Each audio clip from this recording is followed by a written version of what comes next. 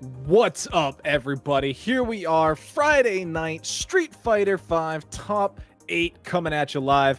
I hope everybody has their appointment ready because Dr. Dormancy are going to be bringing you all of this hot, sweet Top 8 action. Are we one doctor? Are we one person? Are we just two midgets in a lab coat? In a lab coat. Is it more, it could be like a dead ringer kind of thing. I think we got a lot of Cronenberg fans in the chat probably by this point. But they're not looking for puppets or bugs. They're looking for some Street Fighter Top 8 action today. So happy to be a part of it.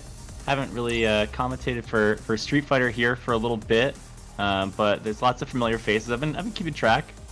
I'm also under the impression that the Marvisto account could be a ruse. Someone told me that the Long Island gang is all together once again, and we'll find out who that is in character select or in the bracket, I guess, right? Yeah, I mean, so if you're in the chat, you can do exclamation bracket, and once you pull out the bracket, we can actually detective this, because even though they're all in the same house, Bunch wouldn't let the bracket go awry. He's too uptight for that. It's his bracketology degree on the line. Like, he keeps a tight ship. And according to the bracket, this is actually Marvisto. Marvisto proper. Yeah, Marvisto Prime even. And that means we're probably gonna get the Ryu. And I miss the good old days. I miss the Honda days. Bring them back, please. I don't know. This is kind of the golden hour for Marvisto. We're coming off of two victory sets off of IDOM. Last one NLBC didn't go the exact same way, but Marvisto definitely sitting in the majesty of Ryu. Maybe season 5 is where this character finally comes back around with some serenity. I mean, he's got the skin with the one eye, like everything. His costume's good, man. I never played those games, but that costume is so good. It is pretty sweet. I'm not gonna lie. And as someone who has a ton of costumes, it's tough to keep giving good ones to the same characters over and over again. But all right, here we do have Crouch Fierce versus Marvisto, and this is top 8, people. This is 3 out of 5. See a long set, could be extra long. The way Marvisto likes to chip away with these fireballs. A couple damage here, a couple damage there. Huge jumping though. That's gonna be time and again what we're gonna be looking for. But I've liked Marvisto's parry game. It's actually really interesting, and like, look at that. He almost gets a full punish after parrying all 3. I think he might be time traveling on me right now. Are you watching on Discord or in game? I'm in the game at the moment. I actually didn't realize we had a Discord stream going. I just saw some parries. Yeah. All right. You might be. Hey, just came out. What year is it? I'm the whole round behind. Holy moly. Man, Street Fighter. I heard that the matchmaking got a little bit wonky with the new netcode patch. Yeah, I heard there wasn't, like, the initial patch. I heard it got worse afterwards, but another tough-looking round for Marvisto, trying to, fight their way in, trying to make sure that they're actually applying pressure, and so far Crouch Fierce is doing a really good job at withholding it right up until that point. Not too much damage.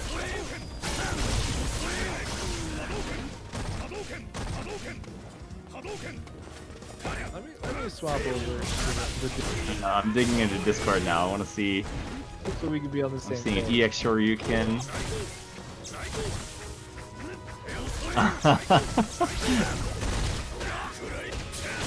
Yeah, there's definitely Great fireball some game. going on the It is not yet 1-0. Doctor, I think you see into the future, man. I don't know. It's the PC life, man. You get to time travel forward. Oh, wow. You get to witness. That confirm is all of... cute. Yeah. Alright, so that's Crouch Fierce actually taking game 1 over Marvisto. It's off to a good start so far. I don't know exactly where Dormancy is. I don't know if I just spoilered him on this match. It's a tough fight. It's the round 1. We're on par. I hopped into Discord too. We're finally linked. We got the Pacific Rim, Dr. Dormancy experience here. Man, what a wasted movie series. I don't know about that. I don't have to get into that on this stream. I like that stuff. Marvy's still looking for some parries here. I don't know, trying to build some meter and get a little bit of ground. But it looks like Crouching Fierce is gonna get potential life advantage here. Yeah, I mean, it's worked out for him quite well in the past so far this series. And he is going to be able to take the round there as well. Just really good pressure once the trigger is active. Yeah. Yeah, and I think after the buff for that too, it gives a little bit more longevity. They're able to just like threaten more with those EX fireballs. You can do more of them. You can do more of the EXTPs, and really kind of get like Ryu's real game started. A lot of people feel like Ryu doesn't feel like himself until that trigger pops, and even with the extended duration, it does not last long enough to really like unlock the like traditional Street Fighter 2 game plan sometimes. I mean, at least you Marquise get more having no than trouble the in this 3 round fireballs. until now. Yeah, he deserves it. All right, throws coming out, and Aegis is nearly on deck. You almost don't want to give it to him here. Yeah, you want to stay a little bit farther away. It is just going to be the raw activate, though. Here it comes. Ooh, misses it. Too much block stun. He's got another one. All right, Still jabs out. blocked. Oh no, doesn't finish the plate. This is still one hit away, though. The parry and the EX fireball's not enough. Wow, The clean charge fireball. Man, he's trying. He's reaching, checking the dash. And it doesn't get it. Too many dashes in. Crouch leg kick. I think Takes that the was a round. triple dash, actually. Looking back on stream, that's a lot. That's a of Ryu classic. time.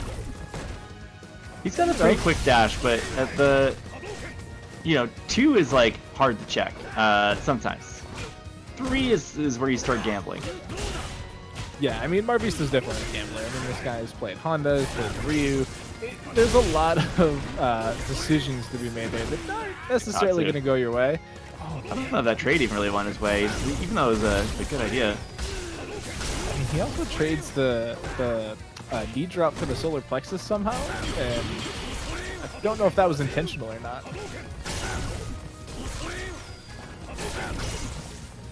Being able to parry He's actually these playing the empowered... fireball game really clean here.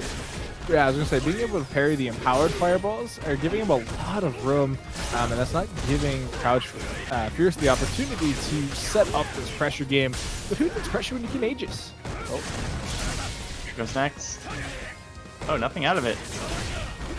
One more mirror, ready to rip. Oh no. I don't know what that was supposed to be, but it did not work out. Ooh, trades with the mirror. You can't touch that. that Smudge was... it. That was the next level mind game where he's like, I'm going to do close mirror, hit you with a jab, and just let you then kill yourself. Yeah. Sometimes Aegis is all about letting your opponent sort out your problems. It's you pop that, they get freaked out, you throw them into it, or they bounce a fireball off of it. Seen time and time again. Daigo's done it. Yeah, I mean, there's no shame in, immediately fireballing into close Aegis. Like, yeah, you lose a good chunk of HP, but, had something else happen, maybe you wouldn't have. I'm actually curious what adjustment Marvisto could actually make here to try and, get the game more back favored into the Ryu. Because it just seems like Crouch Fierce is just Hold on, kick. a step ahead.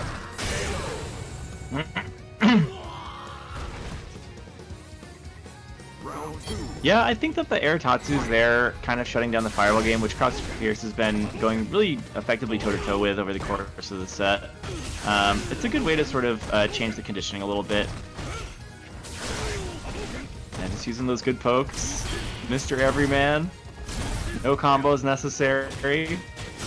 Oh, here's a little one. Alright, we have Oki. Does Ryu ever get Oki? Oh, Doesn't that'll matter. do it. All right, definitely Alright, much more. Marvy's still on the board. Yeah, definitely a much more solid round series there. Able to, like you said, use that air Tatsu round 1. You saw, the parry game actually working in round 2 there as well. Getting something out of it after the end of the. Yeah, the it kind parry of felt there. like the earlier parries were costing some time, which lets Urian set up a little bit more. And maybe not building enough meter to like offset that as a resource advantage. Ooh, interesting medium kick goes under the headbutt there. Yeah, and it's up to Marvista to continue innovating this because you're down to a game already. It's one round away from being on set point, and you've seen some flashes of brilliance. But I mean, overall, it just seemed like Crouch Fierce was getting the bigger advantage. And if you have the read on the Airtatsu, you get a punish on it like that. Wow, and jumps out, but can't do anything about the Crouch Fierce namesake. Oh The man, DP there, those are going to be really important. Checking those knee drops for the rest of this set. I think that's something that has gone a little bit unchallenged so far. But Mark's got him in the corner. Ooh, counter. future cancel. That's damage. What's the setup afterwards though? Oh, Just more looks like pressure. for a little shimmy, but Crouch Fierce tags out. Oh no, that was bar dead? fully Yeah. charged standing heavy kick, and yeah, that is absolutely death. Into the mirror too, like that's heartbreak. Like you almost had the round, you survived the first mirror, and you're like, all right, I just gotta block whatever's next, and you get overheaded, and you're like, whoop. Yeah, Didn't that might expect not have that reached one. with a regular charged heavy kick combo either, but because he had mirror on deck, you can kind of turn anything into something pretty big and nasty. Ooh, donkey kick, almost getting punished there, not quite though. And knee drop is another- unchallenged. Yeah, It's not tough easy to check those, but Marvisa's definitely capable of it. Yeah, I mean, we've seen the DPs out before. Not able to get the cross-up combo together, just gets the nice little tag into activate. All right. Oh no! Too far. This one is a lot bar. of damage. Oh, misses Oh, a misses. convert, but we call that a reset. It's the NA Hey, just up to reset Crouch right Fierce. there. Yeah, I mean, 3-1 over Marvisto, sending them down to the lower bracket. Who are they going to be up finding themselves against? That'll be the winner of Vanilla Chocolate versus Shin Akuma.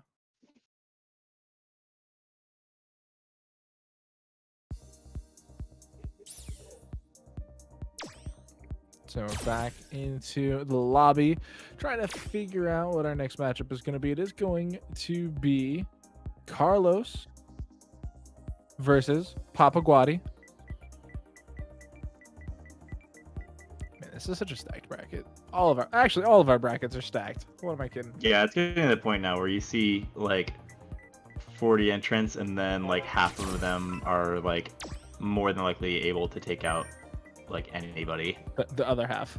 Yeah, yeah, yeah. I can't wait for that 20 versus 20. But it's cool to see Carlos in bracket. I'm curious to see if they are going to be playing Chun-Li or Ibuki or both. As a Ibuki player myself, I really like to see the character kind of go off on people, but I know that Fujimura had switched to Chun at one point. I think some people are finding a little more luck with some of her confirms and her game plan. So I'll be curious to see who's in the mix. Papa Guadi I don't recognize at all.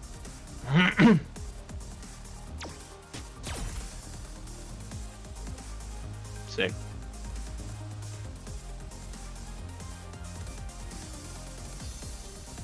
Yeah, that UGM tag, that is not easy. Yeah. I do like the interesting discussion between Chun-Li and Ibuki. It almost seems like Chun-Li, like you said, just more straightforward, much easier to execute game plan. And in a game where you're trying to be the best, removing as many variables as possible is really, at the end of the day, the game what you really need to be doing. So the swap to Chun-Li does make sense in that regard. I think the explosiveness from Ibuki can be very warranted though. Well, that's the thing, right? It's because your variables depend on what your strategy is, like what kind of player you are. If you want to play really solid and check what your opponent's doing at every sort of turn, then a character like Chun-Li is amazing for that. You have all the tools to be reactive. Whereas with Ibuki, it's about making the most out of a good situation and about having that aggression and having the mindset to like crack somebody. It's kind of about how you want to play in that sense. But we're going to see Chun-Li out of the gate. I think this is a matchup that has a lot of capacity to be very neutral heavy. Birdie's got the big limbs. Chun-Li, same deal. I've So never we seen on either Discord of or these we costume in-game colors right now? before. Dormancy. I'm in game right now. I just saw a fireball go off. I found my Discord was pretty linked up. All right, so I just got back throw from Birdie. Are we seeing throw loops from Birdie right now? I'm gonna look Into at Discord activation? too. I just saw a headbutt go off. I think you gotta tell me if Dan is on your setup, since you seem to be playing in the future. Yeah, like my PC buff is too strong apparently. Yeah, throw loops are coming out right now, but I'm looking at the Discord. I think you might be you know, seeing what Magic. could happen next. Oh boy, John, oh boy. Yeah. Papa Guadi. Carlos beats the That dolphin is- dive. Round 1 up. That's kind of a heartbreak too, because it seemed like there was a lot of opportunity there to really apply pressure, and it's only continuing into the next round. Holy crap. Yeah, Carlos Chun-Li's really active. Keeping this fireball range, which I think is kind of tough for Birdie to deal with effectively. That sort of like close, but just out of normal's range. Yeah, for someone who, you know, is a There's very a dolphin dive. meaty reliant, or like meaty limb reliant character, you know, it's an awkward range to try and contest that fireball. You can, you know, try and do something like a you know, bullhorn, but it's just not. It's not always gonna work Sick out. combo. But Cash you're out. dead. That was a beta combo. That was a Can't really escape. nice combo. You're out of here. So yeah, V-Trigger allows Chun-Li to cash out a little bit of resource and get the damage necessary for that first round. First game, rather. What's this costume, man? This character's got costume. Yeah, it's. Doesn't she have the most in the game? Like bar There's none? so many. I feel like I see a new one every time I watch the stream. Every time you see Chun-Li, it's a different costume. Yeah, it's wild. She's got the big wardrobe. I mean, even Birdie's got a bunch of costumes, right? Like this one's funky looking. Yeah. Might just be the color though. Ooh, big crush counter. Corner carry too. And picks it right back up. This could be stunned Bird kick. just now. Gonna need to And be max dead. damage for this, but no problem. All right then. That was Yeah, a bit of that's quick what a round round looks like sometimes. for That went Carlos. entirely Chun-Li way. Like you know, that was just meaties on deck into stun. I mean, Into Carlos death just isn't combo. giving up either. Like so forward W key oppressive. Oh, that side And- switch was so cool. I've never seen that. Using the fierce so you get the kind of like dead air, able to jump under. And another punishable attempt there by Guadi. That's a lot of damage. Wow.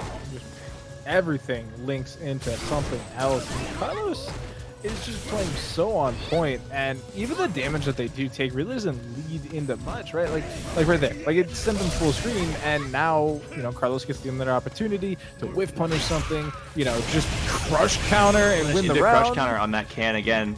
Not letting Guadi get away with anything in that game. Chun-Li wins. And just stifling, even on defense, getting the V reversals out, like denying the kind of advantage you could possibly get from V-Trigger. Carlos really using all of the tools necessary to like deny any sort of momentum from Birdie here. Yeah, and really showing off why they do have that UGM, you know, marker there. Actually, just GM marker. I can't read apparently on the Discord stream. Grandmaster from Carlos, studied in the real world. While you were studying the blade, I was studying Street Fighter. Though also online. Grandmaster is also hella points, but it's certainly treating Carlos well right now. On to the third game, up 2 so far. Alright, so good jump in, gets a little bit of pressure started. This is kind of where Guadi needs to be to find some comfort in this matchup. Yeah, I'm curious why we're seeing Carlos go to that fireball game. It's not something that, you know, has been so overwhelming. You know, the nonstop pressure that Carlos has been able to put out in previous games seem to be more effective than what we're seeing right now. I mean, the health bars are almost even. All right, crush counter doesn't get anything, but all right, nice little command grab. Oh, gets it again! What? Alright, V reversal out. It only needs one more hit. Carlos could just get fished out on because I mean, Great block there, and a good punish too. Just gets out of the range of any sort of command grabs. Alright, what are we looking for here? Just one little hit. Those overheads didn't connect. Lucky break for Carlos, but has to find a way to do this damage in 8 seconds. 5 seconds left. Anti-air. Throw gets tech. Into the EX legs! Oh my god, the throw was perfect! 2 seconds. So that's the kind of aggression you can have with a character like Chun-Li, who has that amazing neutral, but also when you need to turn up the heat a little bit, the dash is quick. The strike throw is there, and it's not so much about the like high-low mix as it is very traditional, like I have options, you have defensive options, but you still have to guess right. Like you still have to pick the right thing. And then you saw Carlos grab him out of EX something. Like, that's so heartbreaking. Like, you sped the bar, and you just get grabbed out of it, and you're just like, oh man, what do I do now? Birdie has quite a few EX moves that are a little slow to start up, and so when you're dealing with like a 5-frame grab, you can't just randomly hit those. I think that maybe betting on the armor, grab goes into that pretty nicely. Wow, good shimmy, and that is going to wrap it up for Carlos, taking it 3-0. Pretty definitive Chun-Li play there. I think the firewall game you were talking about was just an uncomfortable spacing for Birdie, and even though it only does a little bit of damage here and there over time, it also doesn't have like a really clear A to B reaction that you can punish it with. So keeping it in like a really nice frustrating space and then turning on the gas when necessary, Carlos really kind of made a show out of that. Yeah, I mean, even that first round, third game, like, the fireball game was very slow, wasn't getting a lot done, and then as soon as the clock hit like 10 seconds, like, it just snapped, and all of a sudden Carlos is like all in, getting the damage done, like making sure things are actually landing, and then able to get the grab at the end for the round win. Like, 2 seconds left, like, all you have to do at that point is not take the damage before the throw. Yeah, just don't take the damage.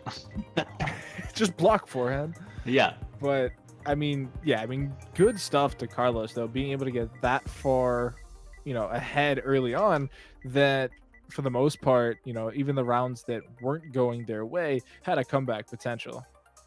Yeah, that near timeout situation, Carlos really like put that pressure on quick and found an out in a way that with 8 seconds I would usually be pretty surprised to see. So good stuff to them.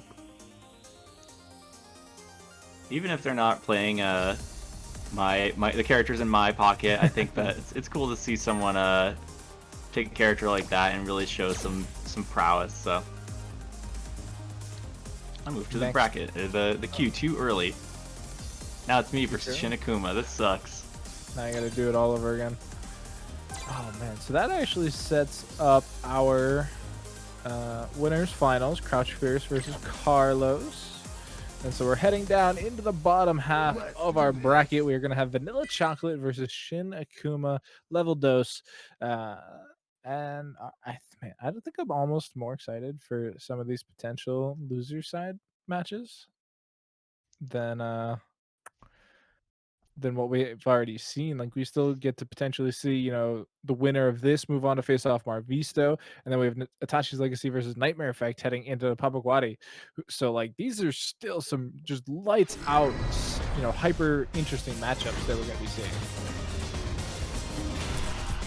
Yeah, I mean, both these characters. Ooh. So, I don't know if the stream heard KO, but interesting tidbit. This is Texas to somewhere else. I believe you said Florida. So if you live in Texas and you want to play Street Fighter in a tournament, come to the Casa. We got your back. We'll cover for you. And we'll have to see how the connection holds up. There's no reason it shouldn't be bad. As I say that, I remember we're talking about Street Fighter here. So take it with a brick of salt. The brick of salt might come after the connection if it's truly bad. I actually haven't really seen a lot of Akuma play recently, and I know that there's really strong ones out there, but I feel like Urian has dominated the online circuit to such a high degree. People are getting into the Seth vibes, so this character is still incredibly strong. No, actually, Dharma, didn't you hear? Akuma's low tier. Like, come on now. Oh, you're right. Hey, it's a Chodo. Chodos are bad. Unless your name is Sakurai. True. Alright, we're getting EX flip into just regular throw. Nice little. Alright, Age's time. Look at yourself. Reflect on what happened Takes the crouch here blow. today. Oh, no. Nice little back and forth round though. Nothing too egregious there from either side.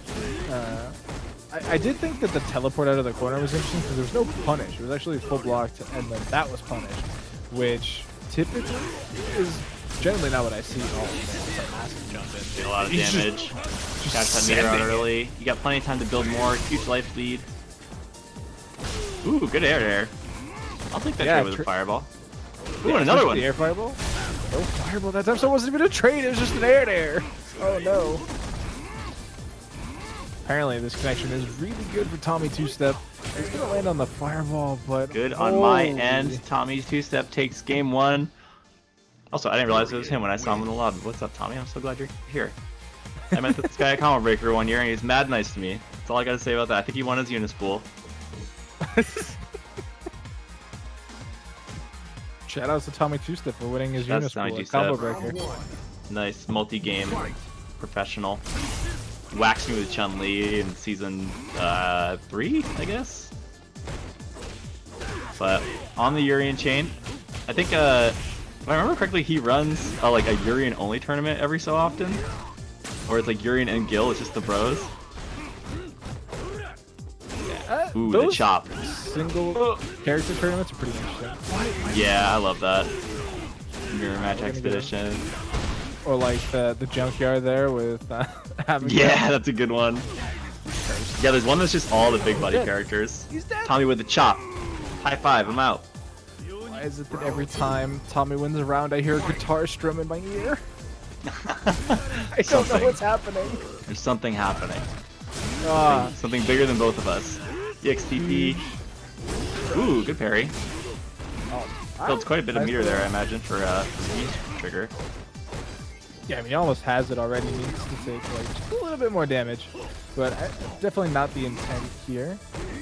Interesting fireball pressure coming out. Tommy just content to hold back though. Really not worried about anything. Snipped out. Oh man, Yuri does so much damage to this character. Yeah, that's the thing. He's got all the tools, but man, when he gets hit real hard.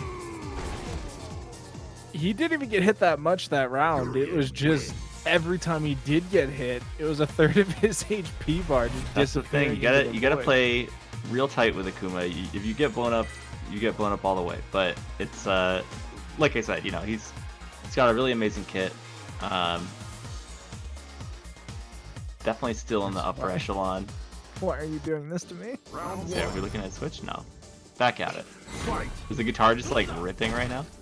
Nah, it's just like literally every time the round wins, it's just like a strum. It's like a melodic, like something out of The Witcher. Like every time the battle wanes, it's like it's like what is happening? Well, Shinakuma's gonna do their very best to keep that from happening. Nice. Okay. You gotta be happy about this informed us. Yeah, KO has informed us that he's gaining followers, and that's why we're hearing music. Love gaining followers. Thank you for following. Shout out to everybody following the stream right now. And just like that, this is looking a little dangerous for Tommy. You know, those trades are actually huge. Even if you take a bit of damage with that. Oh, man. Oh, where is this headed? Disaster. Oh, get the fourth throw. Frenetic pace survive. here. He's surviving. Couldn't find the kill shot. We're back at neutral. Oh, great tech. I thought that was going to be a command grab. Slugged him. Alright, that's a first round win for Shin, right? We're on the board. Not goose-egged entirely. Alright, looking to keep the pressure going too. Momentum on Shin's side is getting more damage than taking it. Good parry there. Walking out of buttons in the corner too, making this really uncomfortable for Tommy. Only needs one more for stun too. Good tech. Aegis is out. There you go. We call it a frame trap. Still a lot of damage. Oh, back to I know the what you're corner. thinking. That Aegis doesn't have a frame. Don't worry about it. Advantage back on Shinakuma. And V-Trigger pop. It's going to get real scary real fast. Tries to find a headbutt through the fireballs. Ooh, sneaks around. Burns the whole meter. Yeah, not And red fireball to seal it. All right. Game finally over to Shinakuma. You know, Tommy two-step seemed to get a little bit overwhelmed that time. And I don't know if it was just Shin making the right reads or if Tommy just wasn't ready for that type of aggression. Yeah, I think Shinakuma found a lot more mileage in the corner that game than they may have in the last few. So if you can keep that pace up, I mean, pressure with Akuma is really scary. Like I said, it sucks to get hit, but if you're on offense, you can really cause a lot of trouble for someone. So it's kind of a matter of getting that knockdown, really kind of like staying on top of and forcing a headbutt out and then blocking it and killing him for it. Yeah, I mean, even right now, we're just playing very slow. I thought he landed in time to block that elbow. Apparently not enough. Jab, throw, handshakes out. Ooh, air fireball. Oh, Misses the extension, but that's almost like a meaty throw setup. Good read on the tech. Another great air to air. Tommy's Big really on lock with tackle. the air to airs. Ooh, corpse hop. Just barely gonna be able to survive. Activation. Great block on that. That's amazing. In the corner and everything. I would have never predicted that. You really got to know the setup. And great air to air there. Tommy taking the round. Up to match point here.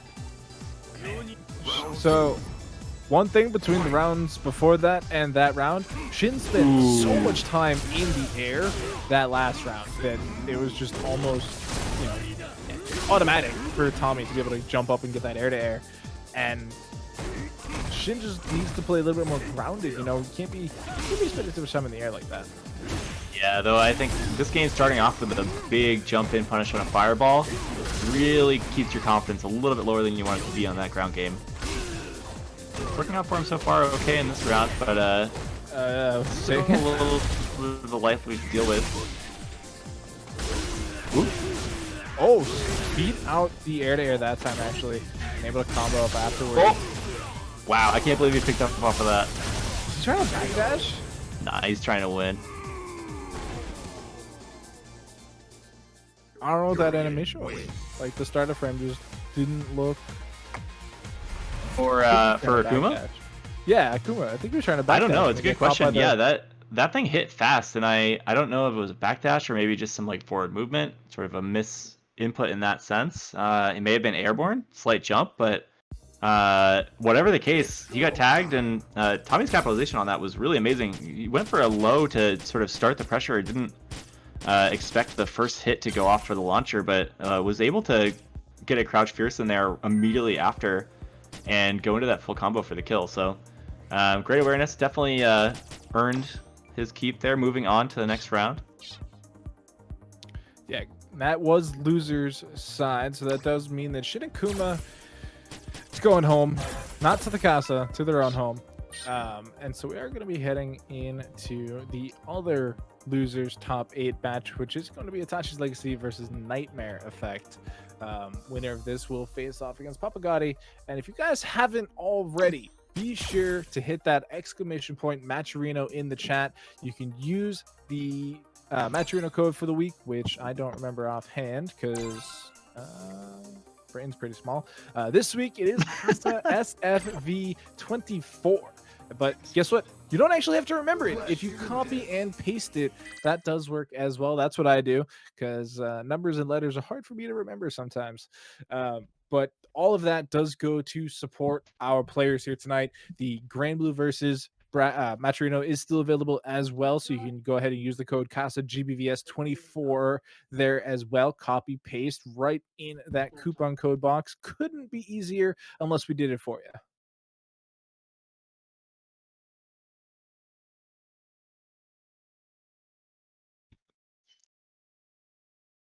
Banjo is now following. Shout outs to Banjo. So I'm finally gonna get my Ibuki match here, which is exciting. After all that waiting I did for Carlos. And up against Balrog, who is definitely a character that we see pretty frequently here. Though I personally haven't seen Nightmare Effect play, but I'm at is this a like a usual attendee for Street Fighter Casa? This is my first time seeing Nightmare as well, so I'm not sure if they are. I suppose I could go double check the bracket, but this is going to be, in my opinion, a bit of a tough round. We are going to see the Balrog able to just completely run down, Ibuki for the most part. The Kunai, I feel like if you have a really good read on the Kunai, it's almost impossible to make it work effectively. Yeah, if you do a regular one, it's tough. It can get swatted out by a lot of quick normals. You have to be really careful about it. But EX is still a really good tool, unless people are used to dealing with like jumping over it, finding the ranges where you're going to use it and baiting it. Still gives you a lot of lockdown, but if someone's playing a little bit more defensively, a player like Itachi's Legacy can set up these meaty normal kunais that are good for frame advantage, and as you saw last round, help them escape the corner, though it did not help them take the round. So back at it again. Through my quick cursory glance of the last couple tournaments, I did not see a Nightmare Effect in there, so thank you for coming out. Here we go, EX kunai, getting it started. Rider for the knockdown, going to the throw here. And right there, that perfect kunai spacing, gets a medium follow-up, and thought that was going to stun, I think. Didn't get a follow-up after the kunai release. Oh, that's sad, unfortunate. He's dead. Yeah, something missed the mark on the kunai release, and Itachi's was not able to finish that combo. I think Nightmare may have kind of ridden the momentum switch there all the way to the bank and takes down round one. Yeah, waking up buttons there as well, I think was an extremely bold move with lots of room to go wrong. It just happened to work out for Nightmare, so they end up taking game one, like you said. Huge rush counter. Again. Meterless damage. And again, perfect kunai spacing there, and ready to get the full conversion off of it. Spacing gets a little weird sometimes with those because it does push your opponent back, so you have to make sure that you're not using something that you would normally be doing at close range. Nice little escape out of the corner. All right. Instant activation on that hit confirm. Time. Oh, cute. What? Nice cross under. All right, that's regular mixed. Back throw. Goes for the EX kunai and gets totally snuffed for it. Yeah. And that's going to do it with the activation. That seemed to be a good round until it wasn't. Just really quick turnaround there from Nightmare. Wasn't a turnaround punch though. I don't know if you saw that discourse, but yeah, was not a tap. People don't do that anymore. It's 2020. I'm sure sometimes it happens. Once or twice. All right, we're finally going to see Itachi able to be on the right side of a crush counter. Oh, that was bad. Great instant air. Needs a couple more for... Switch misses it again, but finds a double MK for not quite the kill. No, yeah, it really needed kunais to finish the plate on that one. All right, overhead will do it. Yeah, one thing that Itachi used to do that I'm really glad they don't do anymore is when they used to get back to the wall corner is they would just rely heavily on the instant air kunai release and would often find themselves, pocketless, not having any kunais left to play with. And so, seeing the player develop some better resource control there was really nice to see. It's been working out quite nicely this game. Gets past that slow button, and now we're trying to mix.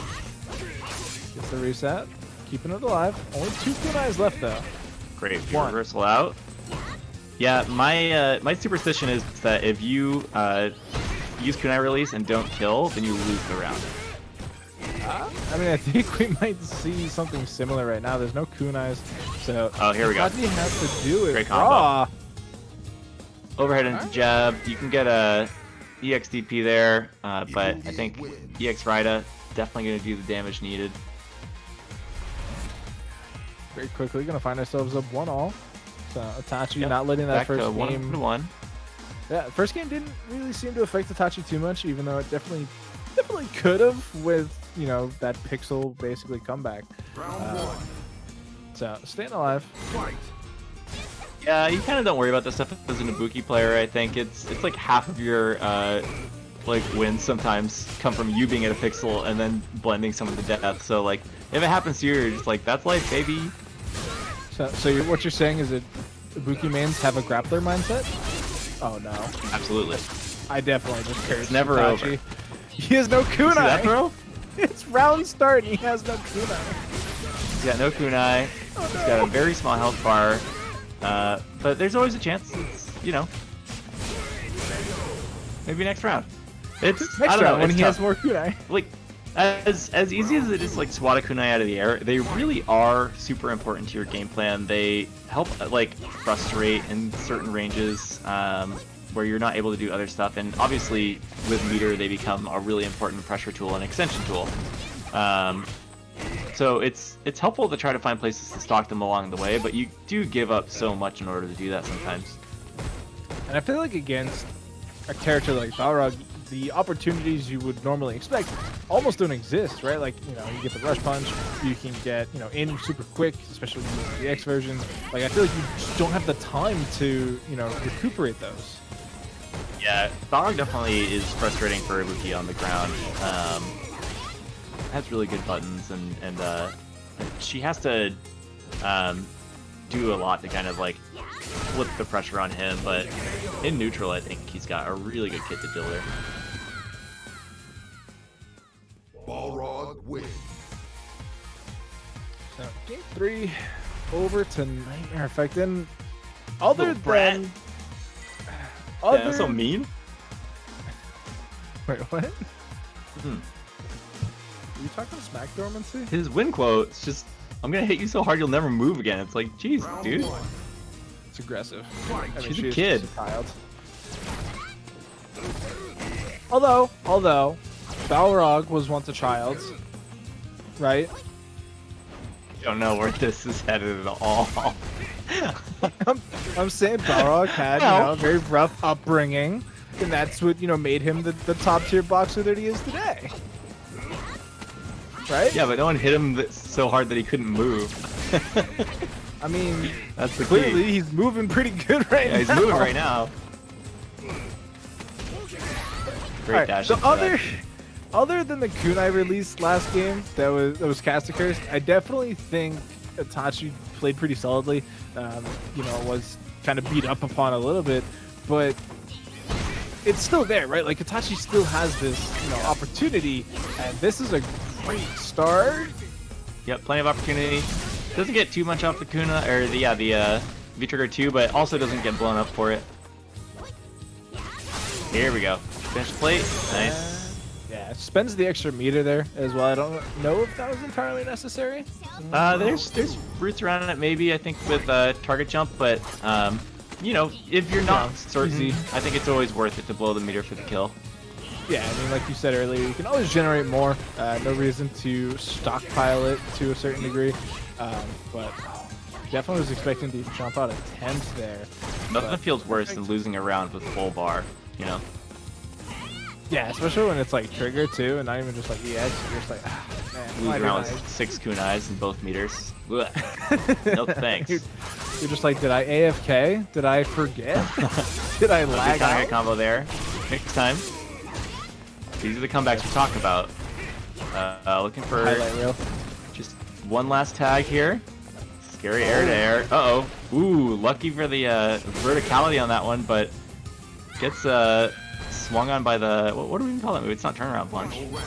That's just V-Skill 1, right? Yeah. KKB. Cool. There you go, KKB. No longer TAP.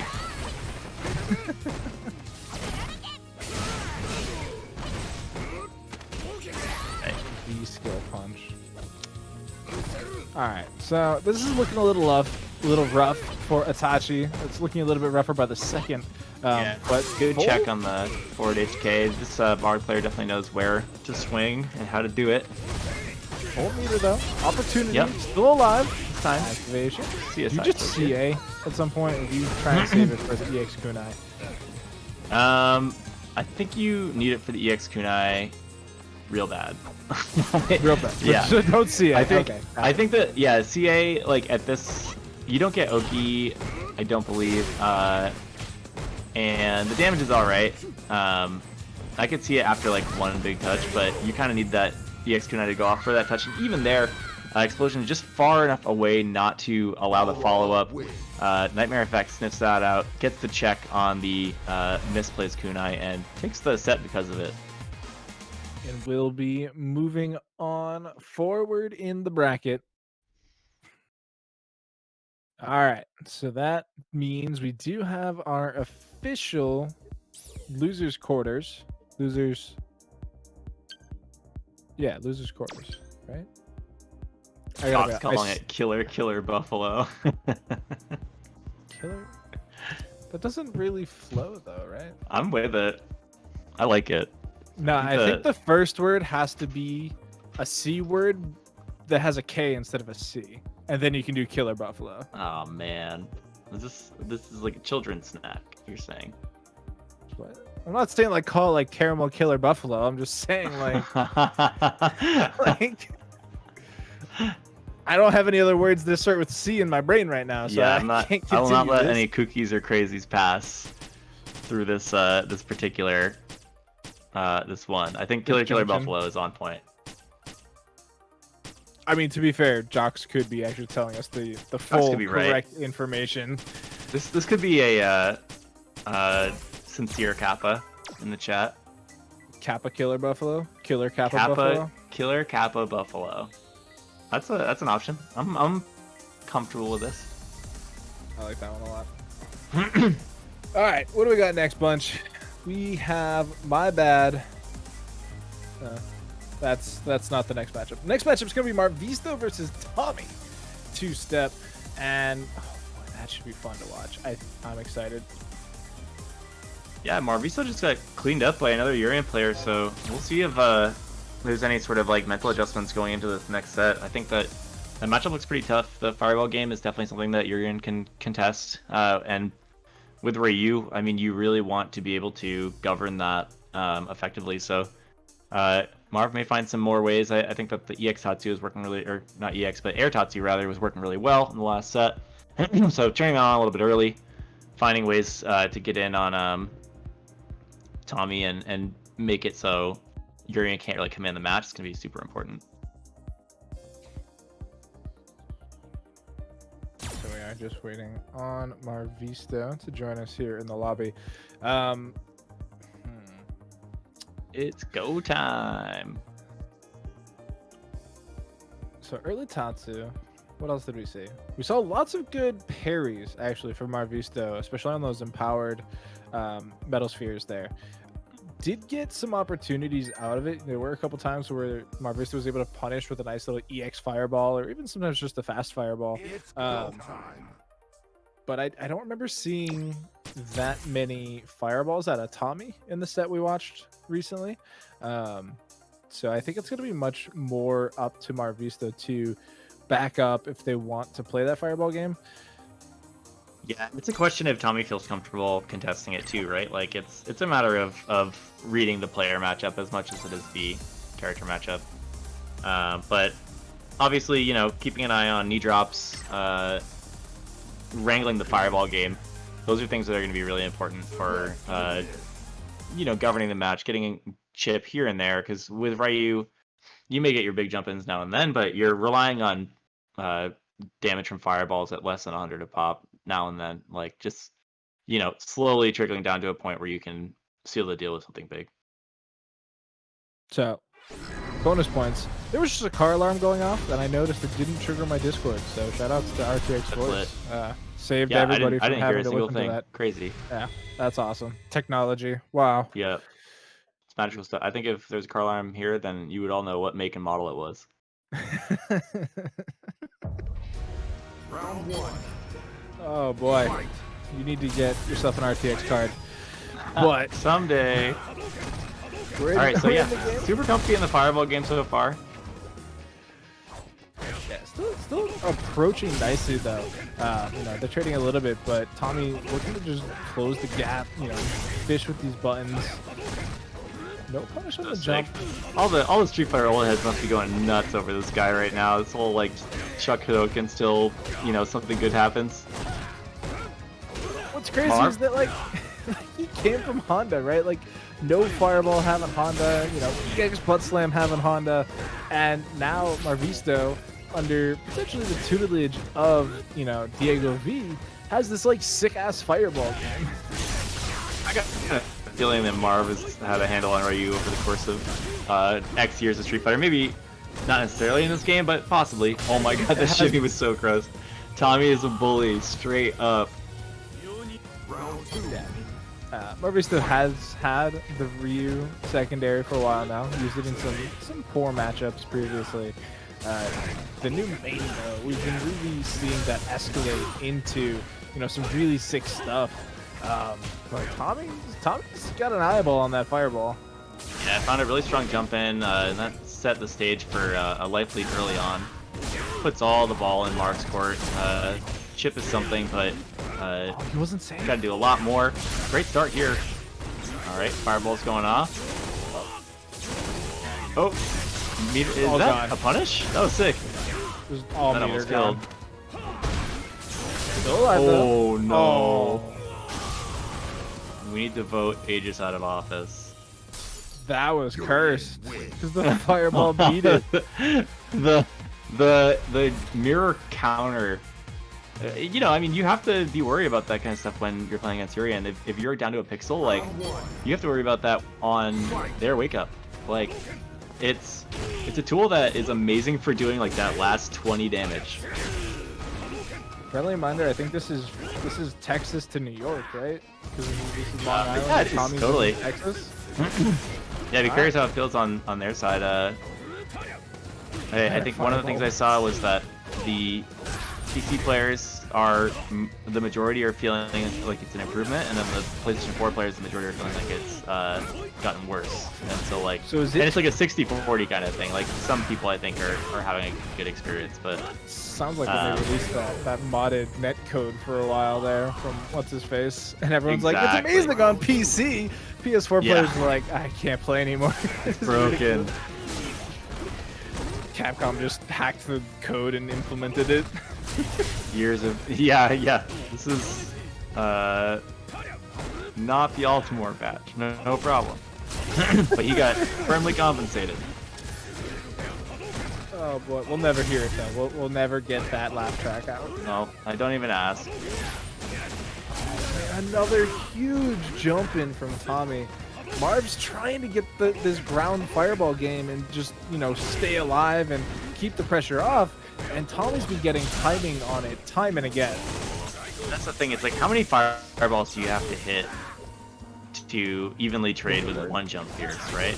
Like, you're looking at like 350 damage or more off of one of those, and like, you've got to land like 4 or 5 fireballs to make that even make sense for you. Oh, this is gonna be a good little bit of damage. Meterless too. Forward throw. All right, gotta keep an eye on Aegis here. Don't want to let yourself trade with that again. Also has CA available too, so And they any hit will do it. Oh, doesn't finish it. Oh, what happened? Wait, why not CA? Because you can't save that That's for what next round. yeah. Final round. You just win at that point. Oh no. Damn. Tommy. It must have been a misinput or something. Oh. Are you in the Twilight Zone? No, we good. Yeah, maybe it was a connection thing. Maybe it was just a misunderstanding of, you know, what the like meter assets were. I don't know. That must have been something funky.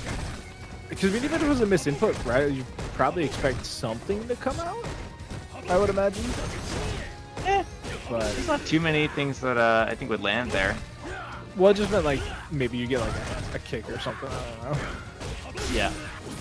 But all right, we're past that. We're moving on. We are into the next round. Yeah, there's a kick for you. Anti-air. Standing HK Nope. anti-air, pretty smart. Kept to the All corner right. only to give it We're up. just looking for a good Aegis trigger here. Ooh, Oh. big overhead. Oh, doesn't combo. Bummer.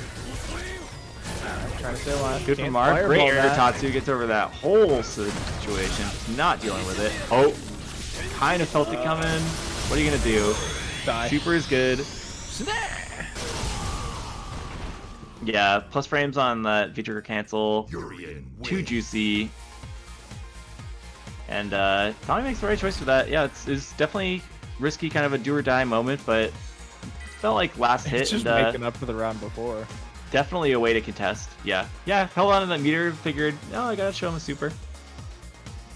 So something I like from Marvista that we've seen a couple times now is when he does get that back throw through the Aegis, you like almost expect the Urian to fireball through it, and you know we've seen 2 different Urians do it now, and Marvista was punished with that air Tatsu, and so it's a nice little frame of mind that he seems to have, whereas like if I get this back throw, you're gonna fireball me, and I get a free punish.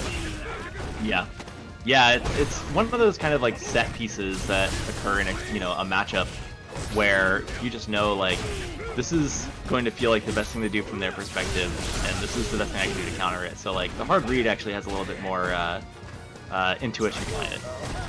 So needed one more. All right, life lead's looking kind of nice now, but a lot happens real fast against Urian. Great with punish. Oh, no. And that's It's all damage. falling And apart. that's mix. Spain, And that's Aegis minus 2. PS. We out of there. Keeps it Trigger safe. nag on for No both slap. sides. Oh, the fireball's just a little too late. That sucks. Cursed. Round 2. Marvista looking to take a trip to Spain. It is set point now for Tommy, who wants to find themselves moving on here. And has really been putting in work so far to get there. Marv, though, nice little fireball setup going. Great donkey kick. Just keeping that spacing. Yeah, Tommy not as comfortable in the fireball war as Crouch Pierce was, but definitely getting mileage and so ready to jump in on a bad one. And look at the momentum on this whole sequence. Aegis is out. The Aegis, too. And Jump out. that's done. This is looking a lot like it. Headbutt. Definitely. Crouching Pierce again. Seen that button before. Once or twice. And it's going to bring Tommy into the next round. Yeah, moving on. Taking it 3-0 over Marvista. That's actually kind of nutty.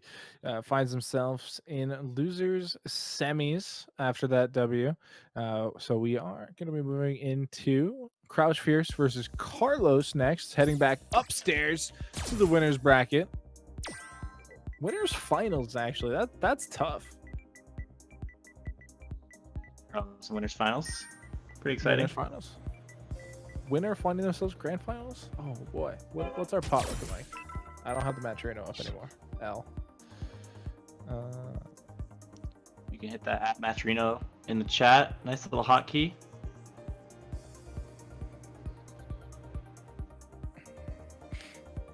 So yeah, Maturino in the chat, folks. Be sure to click that link. Use the code Casa SFV24. Don't mind the number 29 at the top of your Maturino page. That's how long we've been here. 29 Casa SFV onlines. That is insane. 29 weeks. And I think we only took 1 week off. We took 1 week off, I think, back in June or July. And then we just right back at it. And it's just been nonstop since then. Absolutely insane.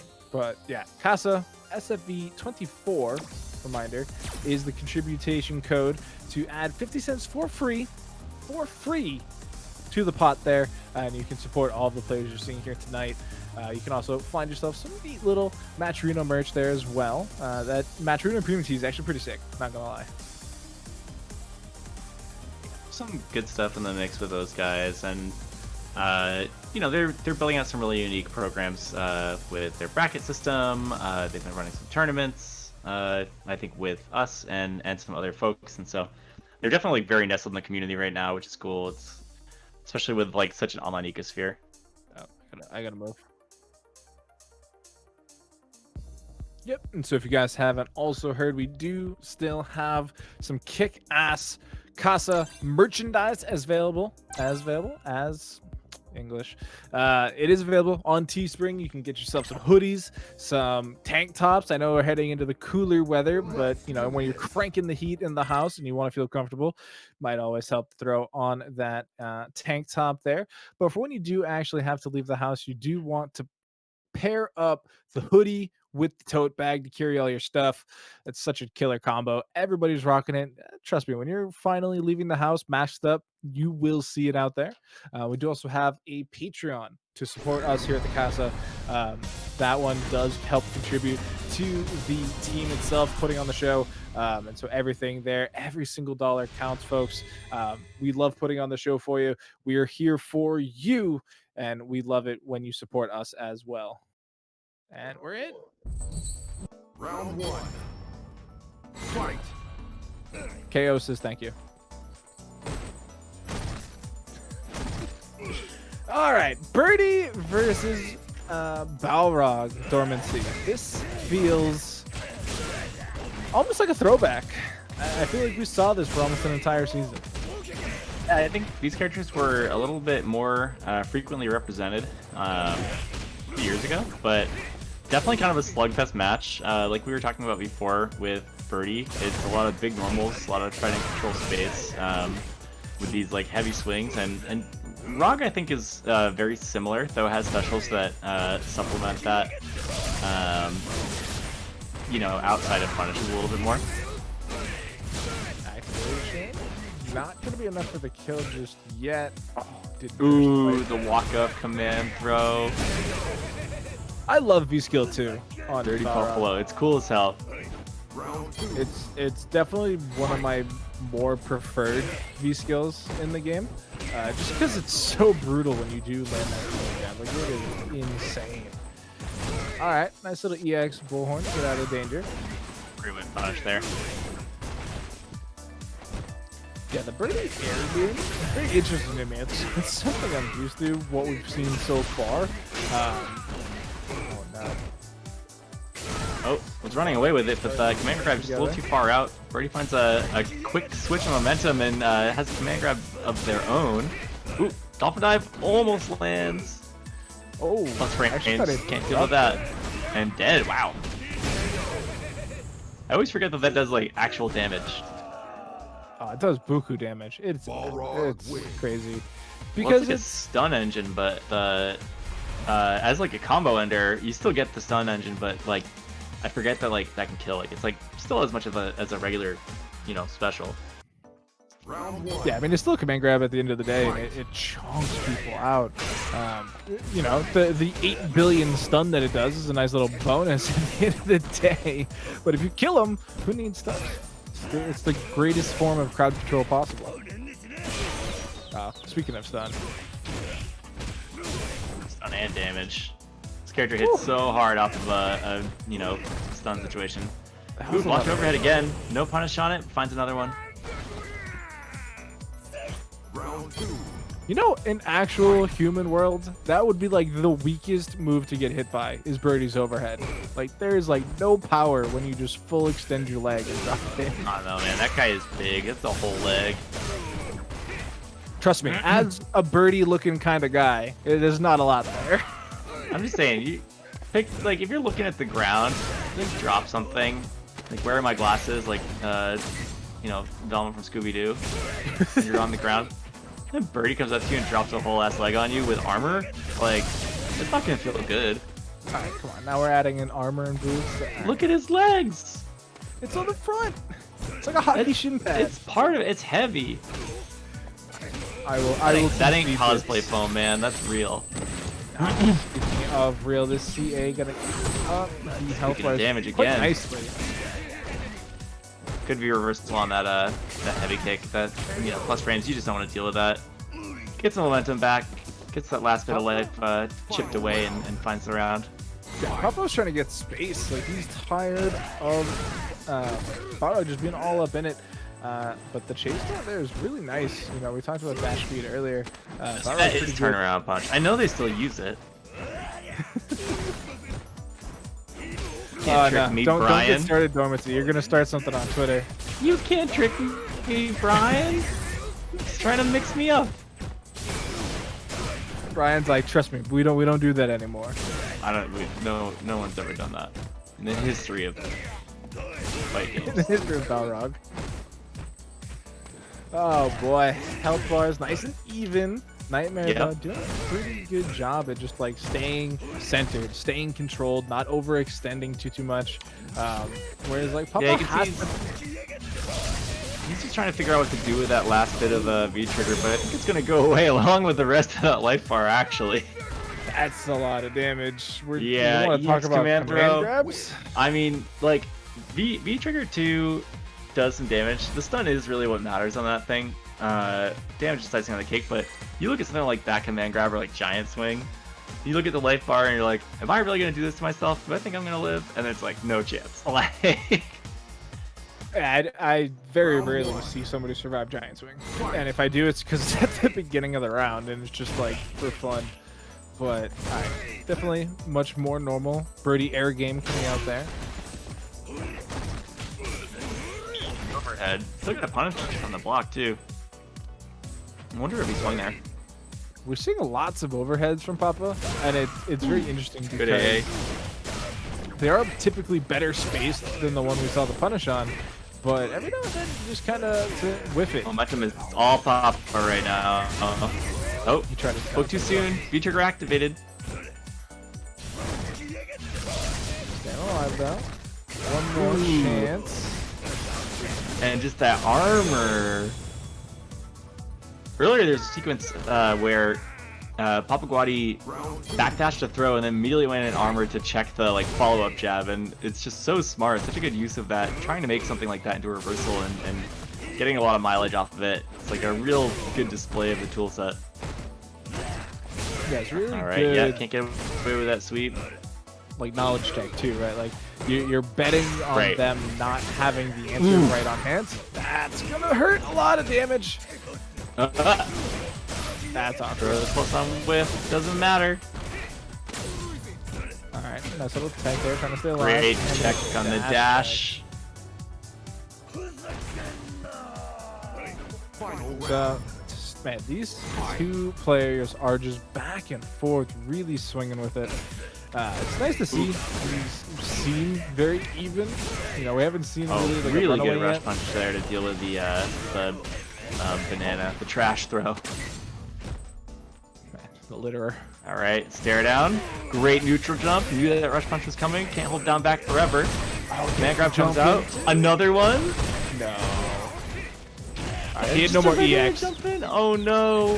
He couldn't go for a third because he didn't have any meter Didn't left. have any EX. Went for the birdie dive instead of the dolphin dive, and I feel like he delayed his jump in just long enough for the anti-air to whiff. We saw the medium punch come out from Balrog, but it looked like it just like swatted hot air, and then heavy kick came down right on top of him and kind of just like made that round snowball in Papa Guadi's favor. Going back to, I'm checking the tapes to see if there was even an anti-air. fight. All right, second dolphin dive. Yeah, you're exactly right. He full-on whiffed that anti-air. Yeah, really smart to delay that. I don't know if that was intentional, but heavy kick coming down that late was kind of like do or die for that sequence.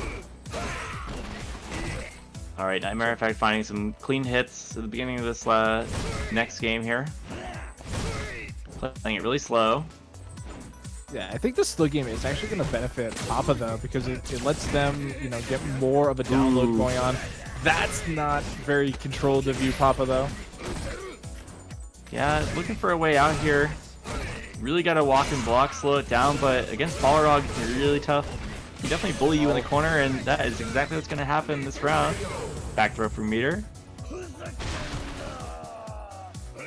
Round two. All right, so coming in the next round, bar's dead even. So I mean, never mind. Tries to dash in on that plus frame and gets checked. It's back to even. Oh boy, does back Damn. off a little bit. Let the stun go down. The damage is quite high. Oh nope, combo off the overhead. Thinking about Far birdies. away. Let's get those 3-hit combos that just do a pile, and it's like game plan is really simple, but if you can pick your spots well, I think every one of those overheads is hit so far. If you can pick your spots well, each one of his like 3-hit combos is just gonna look at it, just meterless. Look at that! Like it's so much damage. Oh boy, and he just Ass gets beating, the no butter EX, necessary. and he just walks it down. Final round. This is insane. It's 1 round away. Papa could be sealing their spot in winners finals. Nope, we're on the wrong match. I was talking about upper bracket. Would be losers semis. The winner finds themselves here.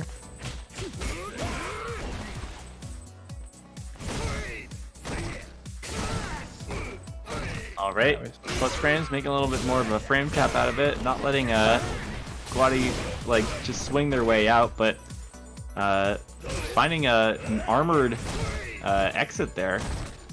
Yeah, being able to punish after getting punched in the head after Ooh. Birdie turned around. Oh man, there's no EX. He Another has one? to do an Oh, actual jump. in, overhead. No combo though. Activation coming in from Nightmare, and the reset. Oh, it's not enough. That is tough. Buffalo, like you said, does damage. It would have been stunned even if he had enough HP anyway. So definitely a roasted duck there, and it does bring us all the way to a game 5. So they're really going the distance here on the loser side of the night. We are gonna see one more game between these two players, and I'm wondering who actually has, you know, the game plan left. Like they've been swinging so hard for these last 4 games that, you know, what's left to surprise somebody with.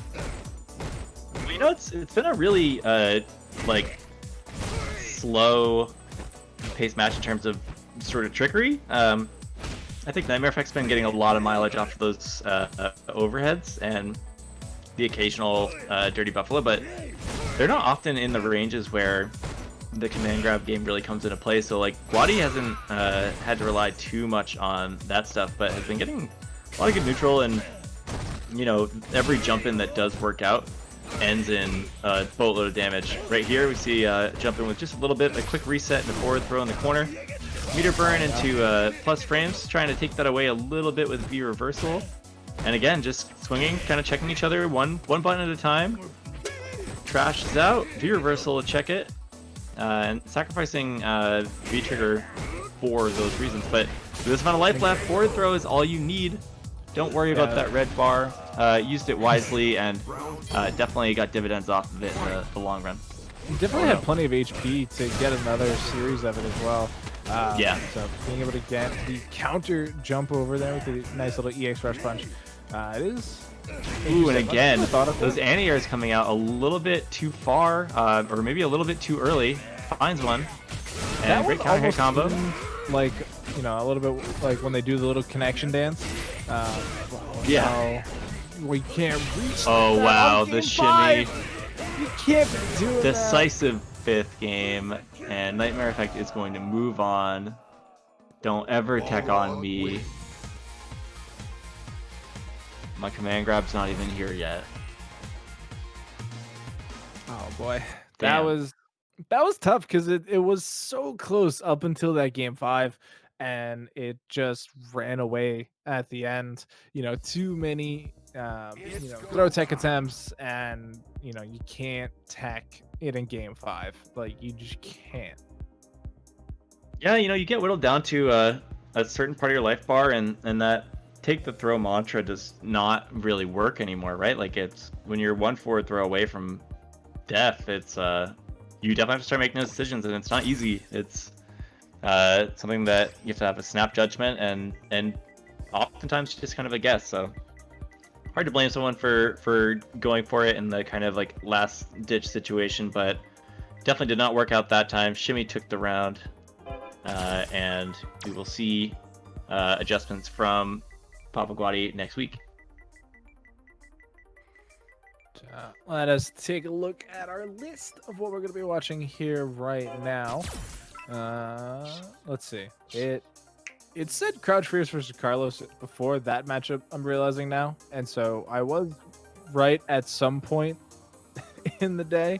And so I believe based on this, that should be our next match. Yep, and so we are going to get Carlos in the lobby. So it is heading back upstairs, like I said earlier, to the winners finals. All right, Carlos versus Crouch Fierce. Who do you get your money on, Dormancy?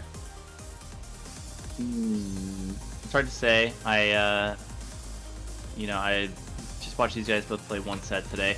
I think that if I'm gonna lean into my biases, it's got to go for Carlos. Playing the, I've never played Urian. It's not a character that I've been good with. I'd like to see the Zeku portrait though. I don't know. Maybe I could be swung one way or the other, and we're talking favorites. But yeah, Carlos's Chun-Li was just super dominant earlier on. I would not be surprised to see more of that in winners and ultimately grand finals. So my bet off the cuff is with Carlos. I definitely understand your thought process there. Zeku, I think Zeku's dope. I wish we had an NA Zeku player that could contest at the top ranks. I think that'd be super interesting. It's a character that I think has, some funky things going on with it. Quietly, I think they're very good. Not necessarily. I think they're great. I think people are getting very aware of that right now. Yeah, they're definitely snoozing on, old Zeku. And I mean that and the OLE version, not literally just old Zeku. Mm-hmm.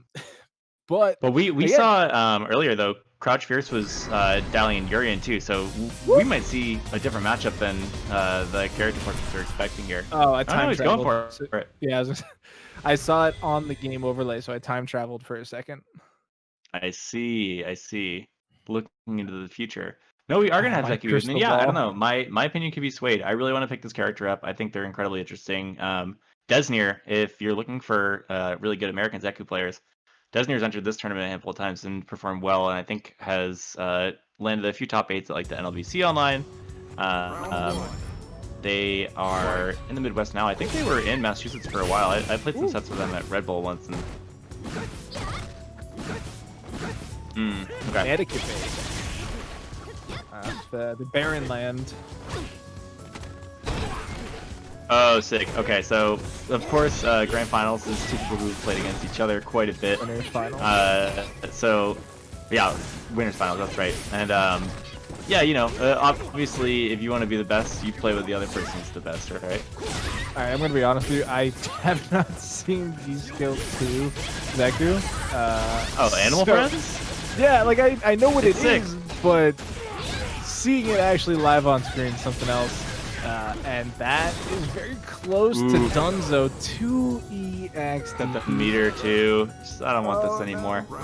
Yeah, I think Animal Friends might secretly be really good, but have like serious like niche application. Like you can't just throw it out in neutral. You can just get blown up if you do. But the grenade here.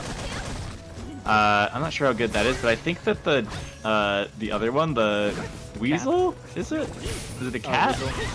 This? Yeah, that's some sort of weasel. I think that one is actually incredibly strong, and there's like knockdown setups with that right here. Look at this, and then plus frames, boom, it's done. You don't even need to do any sort of like high-low nonsense. You just take the plus frames, take the rest of your pressure. And I don't think people have really gotten used to it yet.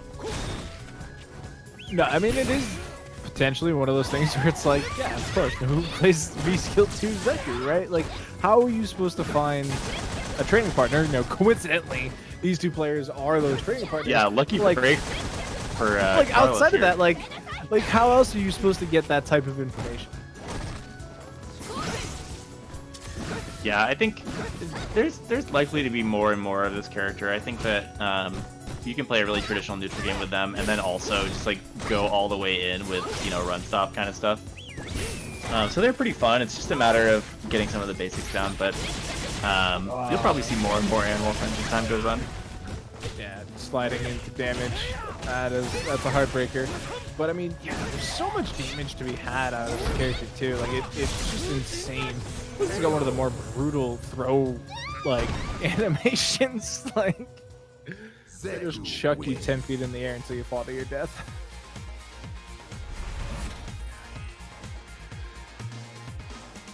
Yeah, we didn't see the back throw there, but obviously that's always a point of conversation, and more than anything else, it just looks incredibly tough. Like, he just takes your whole ass body and like slam dunks it in the trash. I mean, Chun-Li is just so aggressive. Like, back to the wall, you find your way out, and you can deal with EX legs and all these kinds of other crazy Oh, she'll setups. just let you out. Back throw, let you hop the DP. How much does Carlos play against this person where they say, I'm gonna throw you all the way out of the corner because I know you're gonna wake up DP. I'm just gonna jump over it and put you back. That is player knowledge. I wonder if Crouch Fierce was a Shoto player at one time. You know, back in the day, that's all you had. You could play Shotos, you could play Chun-Li. Play Shotos or Nobody liked it. There was no to the MK cap. there was no Gil yet. Oh wow, it's done here. Not dead yet though. Staying alive. One more mix-up opportunity. Wow, and the backdash. Carlos really coming online in that game. What's crazy is like that was the trigger setup, right? Like you want to get that slide trigger activation so that you don't get punished for it, and Carlos just backdashes it, and you know because it doesn't land, it's so much later to recover. Very whiff punishable. Instead of it gets blocked, you can be in a better spot. But yeah, I think that it's definitely like a matchup knowledge thing with Zeku, where when they have V-Trigger online, you know they're going to go for the slide eventually. Neutral jump gets a lot better for you really quick, even with Chun-Li, because jump is a little bit floaty. Things are just falling absolutely apart right now from Crouch Fierce. Another stun. We've been here before. Completely activated and is now speed running the set.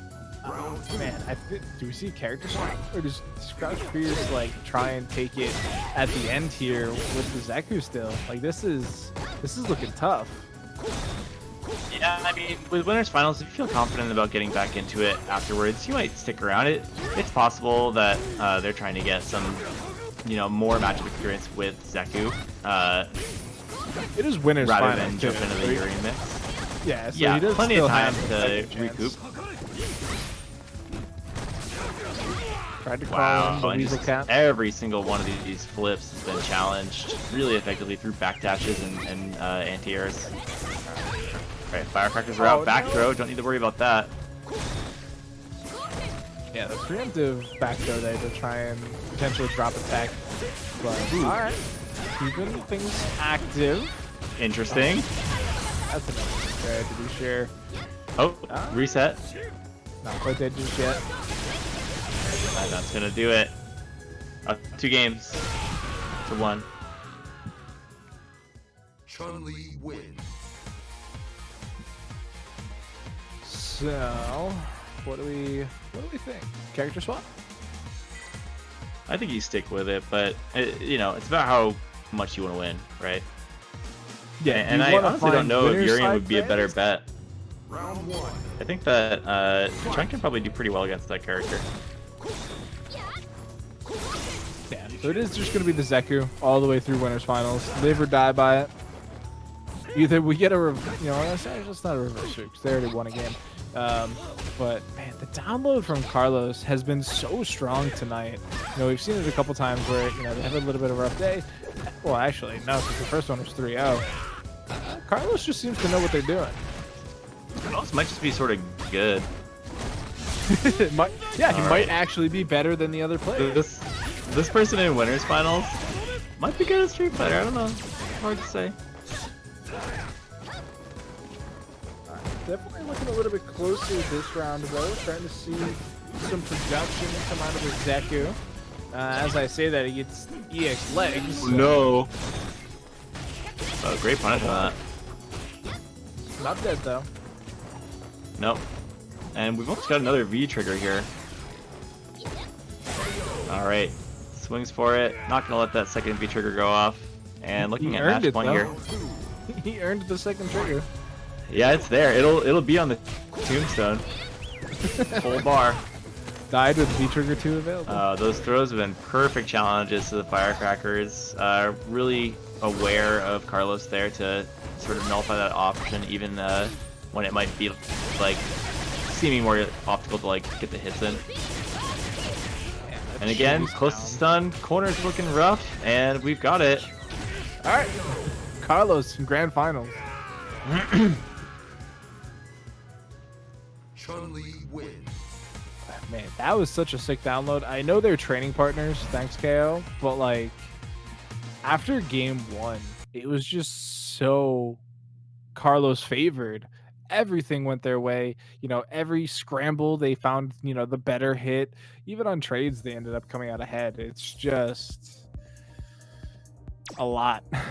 It's Crouching Fierce is not new to Zeku through their, you know, sense of the setups, but also it's clear because Carlos clearly knows the matchup. There's so many things that are really challenging for people like to check if they're not aware of it, like those monkey flip mix-ups in neutral, some of the fierces, and Carlos is there with backdashes to check the ones that would presumably cross over.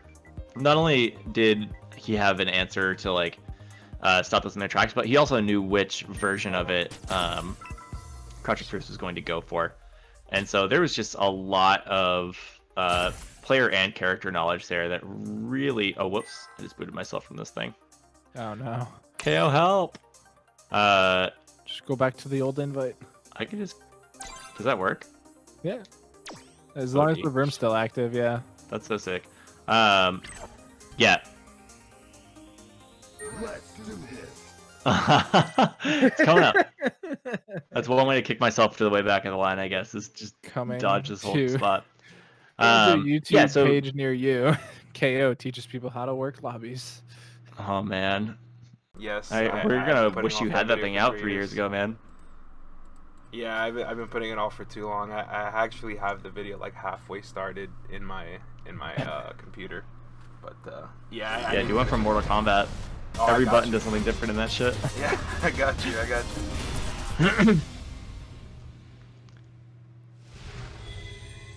So Nightmare Effect and Tommy Two Step battling for chance at losers finals here. I think, Round right? 1. My screen still said Carlos for a second, so I got super confused. But yeah, winner of this finds No, themselves Carlos is sitting pretty. in grams. This is Tommy Two Step versus Nightmare to face off against Crouch Fierce in the losers finals. And I mean, again, we're back to these big swinging brawly characters. I think the big difference in these, like this matchup for Balrog is that you're eventually going to have to deal with the mirror.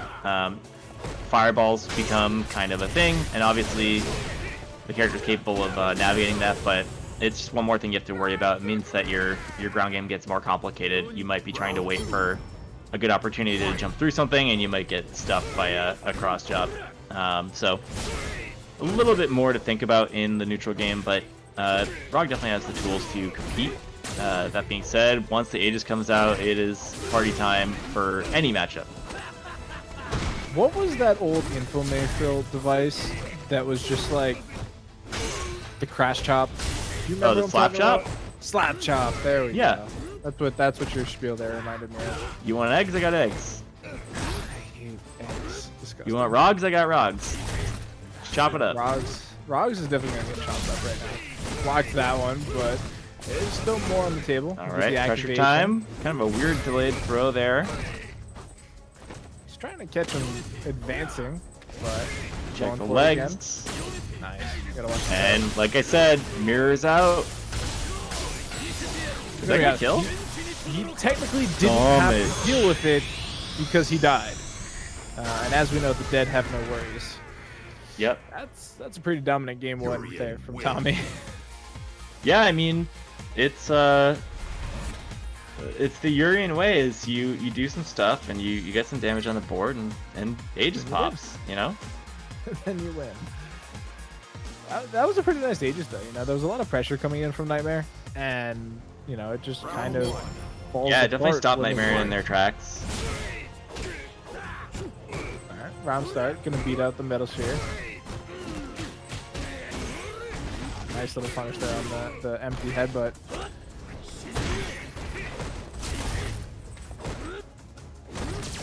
I'm curious if Tommy would fall Wow, back good into trade a combo. more fireball-centric setup. I know it's a little tough for Urian comparatively to like some of the other like fireball characters, but like I don't know. Punish. Still alive. Oh, and the throw. I would have been blocking for days there. Hard to blame you. Oh, great tech. One more reset. And the overhead. Man, he turned around and punched that guy right in the head. Not quite enough damage to seal the deal. He We're cashed gonna- out. Nice. Could he have seen it at the end there? Instead of just surviving long enough to get the jab? Oh no, I don't think he had the meter. I think it was yeah, if I'm looking at that side right now, he's still building it, so he either had none or Oh, I'm looking at yeah. the side. Yeah, I looked at the full bar too and I was just like, I see some EXs in the future and they never came out. Oh boy. Another full bar right at the top there, so stun across it and nice shiny golden letters. Oh boy. Goes for the throw, needs one more for the W. Alright. Party time? No? Oh, almost. Reversal out. I do like the V reversal there. Oh. 9 times out of 10, you shouldn't need the mirror in this round.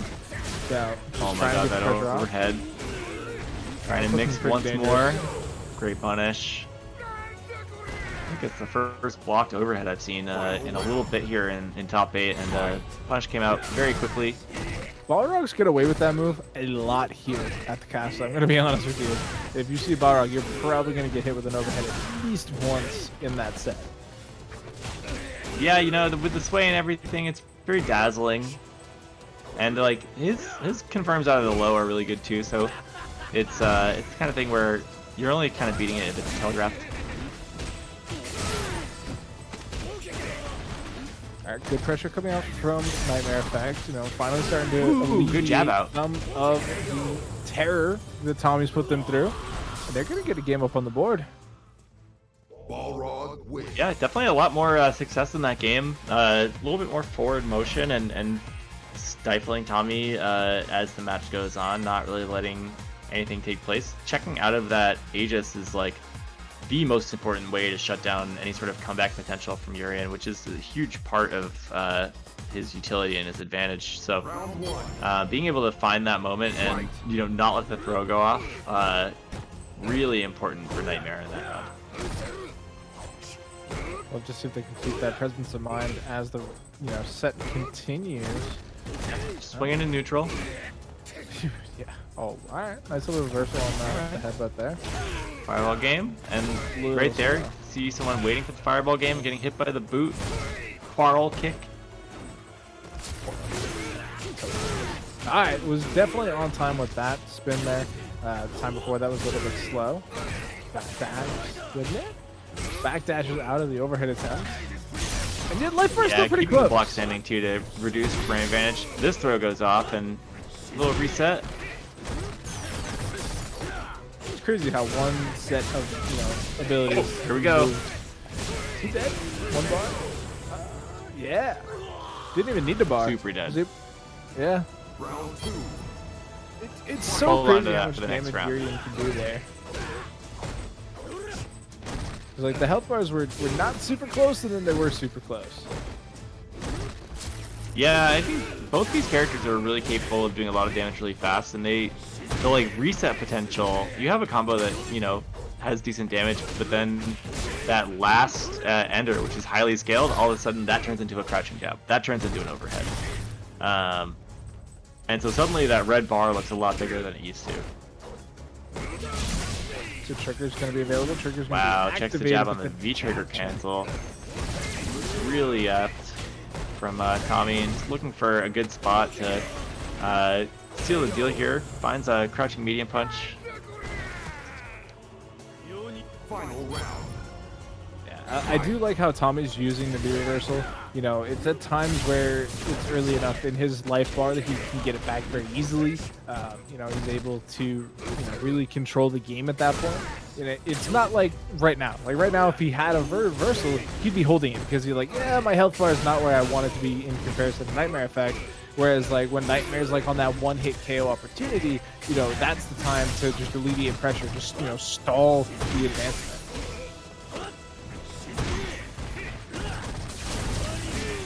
Out of that corner situation, EX bar spent 2. Oh, and zooms right through the Aegis. He jabs out of the headbutt too. That's sick. Balrog wins. Nightmare Effect actually going to come up 2-1 right now against Tommy Two-Step. And these are close rounds too. Like these aren't, you know, one-way affairs. Like they are knockdown, drag out, close-ass rounds. Round 1. Fight. I see Dormancy's lighting up, but I don't actually hear him saying words. So I don't know if he's responding to me or not. I think you're hearing the background noise that comes from my inferior graphics card.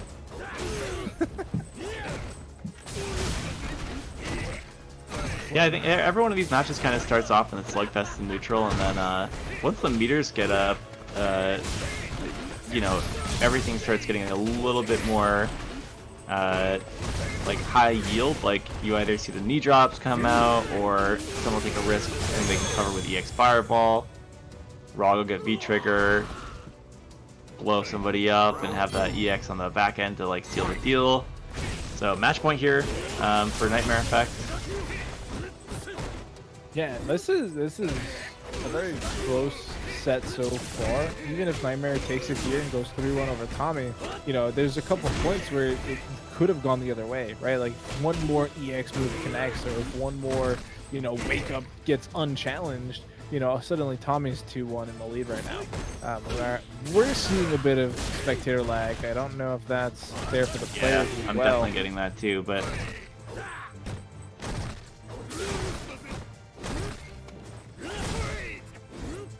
But yeah, I mean, Tommy in a good life lead right now, but I mean, could change any second. There's no meter left for Nightmare Effect, who wants to get this W. Just goes for it. Ooh, good throw into the V reversal. Takes that game. Round rather. Final round. So Tommy's still alive. Could bring it to us game 5. Could be our second game 5 in a row. Anti-air on point though. Yeah. Back throws this way. Corner situation looking really good for Tommy here. He drops, just keeps the pressure. Whiff throw. Hate to see it. And now he's in the corner. How did I get here? Not my beautiful house. Oh no. Tommy's been struggling in the corner too. Nightmare Effect has been really able to put on a lot of pressure. Oh, gets out with a cross up into the EX tackle. Oh man, they're both struggling with corner pressure right now. Yeah, they've been giving each other this corner back and forth. You drop again. Another throw doesn't go off, and again we're nearing Aegis. Ooh! Oh, that was sick. That was so far away. Those D-drops went largely unchallenged over the course of that whole round, and I think that Tommy decided if it ain't broke, don't fix it. So looking into game 5, I think that's something that's going to be really important for Nightmare. Those anti-airs are really tough to get going against knee drop, but if Tommy finds that like strategy is working, it's going to keep working. I mean, yeah, like you said, if it's not broke, don't fix it. You know, that pertains to basically every aspect of life. Ooh, good headbutt. Continuing. We've seen a couple of those get jabbed out so far. So Nightmare Effect is aware of when those want to go off. That's crazy whiff punish.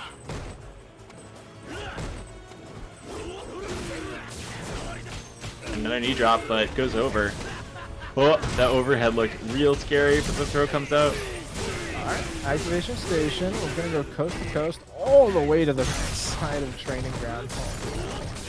Alright, one mirror's gone, second mirror is out, gone. Just take the pressure here. No throw attempt. So Nightmare just holds back the entire time.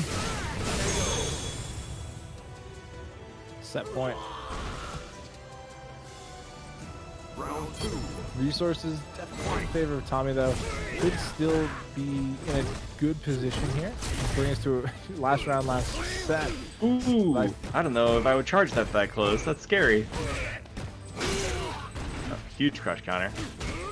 Yeah, Take that's that also meter. not something I feel like we've really seen And too baited. much of. Maybe having that one bar wasn't so good after all for Tommy. Getting into stun territory. Bit more damage on the board. Almost has CA available. Does have CA available. Chips now a factor. Ooh, great overhead. Gotta make the most of these two mirrors. Did get decent out of the first one. That's such a scary jump. Two jabs. Gonna seal the deal. Balrog That is wins. gonna be Nightmare Effect taking it 3-2 over Tommy two-step. And it's nice that he went for that challenge there on the second mirror. Even if that goes poorly and he does get smacked up into the mirror, he's largely probably not dead. He's like 1.5 bars available there for Tommy. So it wasn't like he could get like full comboed into CA or something like that. So it's just a Right. smart challenge to make sure that you're checking the dash up, you're not trying to play around with any type of shenanigans, and wins him the round, wins him the game, wins Yeah, him and the set. when it comes to mirror, you are kind of staring down like the possibility of getting thrown back into it too. So by doing the check there, you at least instill an option where you are winning that round. Like if it's a total guess, then by blocking you could get thrown, and by swinging you could get hit, but you can't do any damage by blocking. So getting the jab check there to say you can't throw me back into this thing, you can't start your comeback here. Like I think that Nightmare Effect was really good about that over the course of that set. There was a few other times where Aegis went largely unimpactful just because Nightmare effectively avoided any like bad situations with it. So good on them. I don't know if that'll come in handy here with Crouch Fierce, who, as I said, we did see play some Urian later, though I'd love to see some more Zeku from them. And looks like we're going to get everyone in the mix here. So we can get these finals matches going back to back. I will hop back of the queue. Back to back. All right, where are we at? Where are we at? We are in losers finals, folks. Crouch Fierce versus Nightmare Effect. It is the potential Zeku player versus Balrog, or will we get another Urian? Do you look at that Tommy two-step set and be like, yes, I am the better Urian. I will play it into Balrog. No, never. Like, I think that if it depends on what Crouch Fierce wants to do for the rest of this tournament too. Like, I think that it could be good to warm up the Zeku if you plan on playing it into Carlos's Chun-Li again, and just like having that momentum with a character could be really impactful. But at the same time, if you feel comfy with the Urian, if you're trying to get that back on track, that might be really important to get a few games with Urian and win, and then have that ready to go for your finals run. Because 6 games in a row, like, you have time to kind of polish the like pocket character a little bit, but like you don't want to go cold into a match with a character you haven't played all night and then basically like throw one away. So we'll see how it pans out. I don't really know if I've seen the Zeku Balrog matchup very much, so I'd be curious to see how that shakes out. But You also need to plan out like the set, right? Like your energy levels during the set, because you've already been playing for we're 4 hours into the stream now. So I mean, they've been playing already for 4 hours. They need to potentially win this losers finals set to then get to the grand finals. So you're right. looking at potentially 5 games here, and then when they get to grand finals, maximum game time is 10 games. And after you've already been playing for 4 hours, that's a lot of energy conservation that you're really going to need here at the end. And it is going to be the Urian coming out from Crouch Fierce. Yeah, I think Was, if we're talking about energy conservation, like when it comes to Round V 1. trigger type things, I think a lot of that is a little more preloaded. It means you don't have to like really think about like changing your game plan as much, which means you can play like a bit more flowchart. And I really don't mean to say that in a way that's like negative, because I think it's really important to have that skill set developed for especially like bracket. if you have to play like 8 games in a row, you really want to have your preloaded like sprung traps just ready to go for those matches where you don't need to like be super dynamic, because it helps you conserve that energy for the course of a bracket. So I don't know if it's easier to play Urian or Zeku that way, but I think with something like Aegis, you can bet on having something that is like game swinging every round if you're playing into it that way. Yeah, and I mean, you just get so many more options, I think, as that Aegis player, because it does let you do all these kinds of crazy different things. And I mean, every Urian player comes up with something different every now and then. So I mean, even every time you use the thing, you might have an idea in mind, but if something, you know, awry hits them, and you're like, oh, neat, I got a juggle I didn't expect that. Right. Oh, that's just gonna chip, I enough. think. Oh wait, no, wrong. I was looking at the wrong life bar. That's gonna do a little bit of chip and then take your whole meter away. I guess that was kind of a Hail Mary. That may have killed if it was in the unblocked damage way. Maybe? That's quite a bit of health left.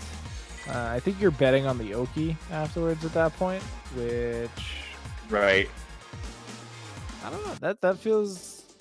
I guess it's a worthy bet, because either, you know, you set up the Oki and give yourself one last, you know, 50-50 to win, or you just get, you know, mauled.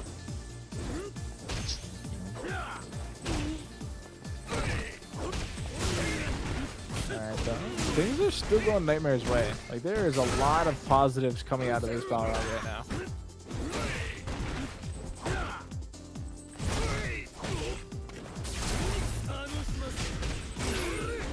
That's a bold charge up there. Interesting enough, we're not seeing, you know, V-Skill 2. We're seeing the V-Skill 1 with the, you know, the armor there for the potential headbutt. I guess that's... I like it smarter, right, Dormancy? Because, like, we didn't see Tommy really get too many opportunities to charge up that V-Skill 2. Yeah. And right there, just the use of that mirror over time, I think it's really clever to like hold onto it until you have a scary situation. And sometimes it looks good hit confirm, but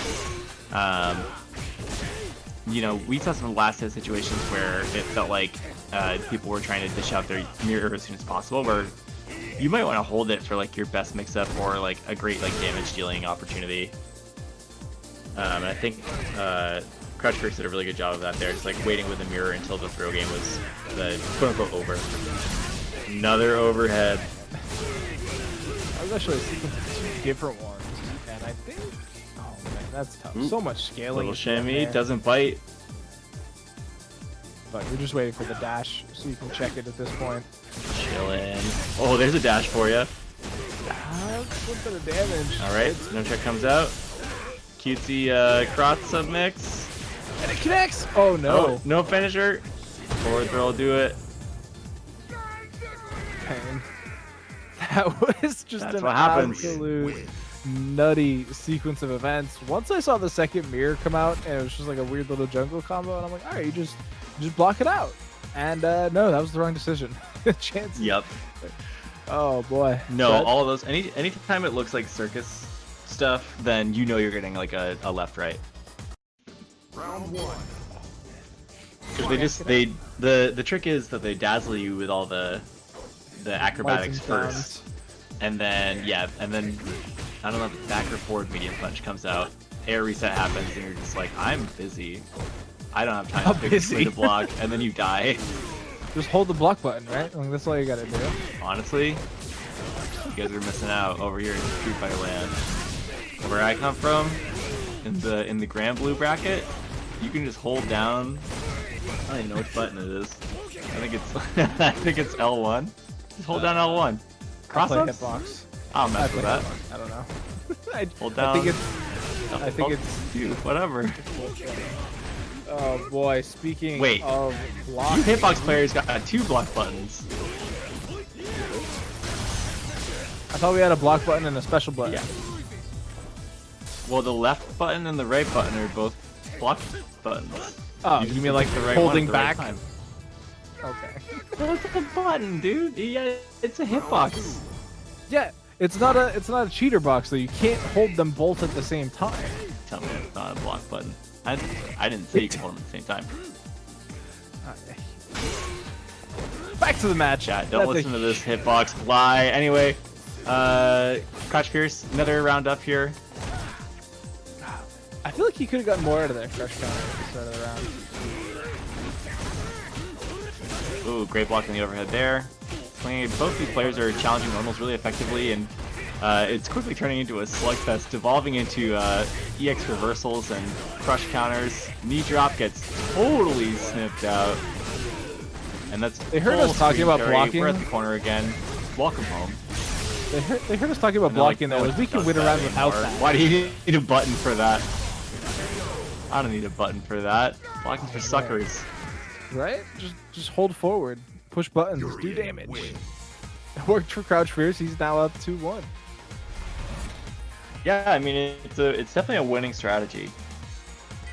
The damage dealing really helps reduce your opponent's health bar to 0, which I think, in my experience, has served me really well when it comes to winning games. If you do more damage than your opponent, you win. Round 1. Yeah, unless you play Akuma and you have like 600 4 health, HP. but it's chill. Alright, we're off to a strong start here. Both players letting it rip.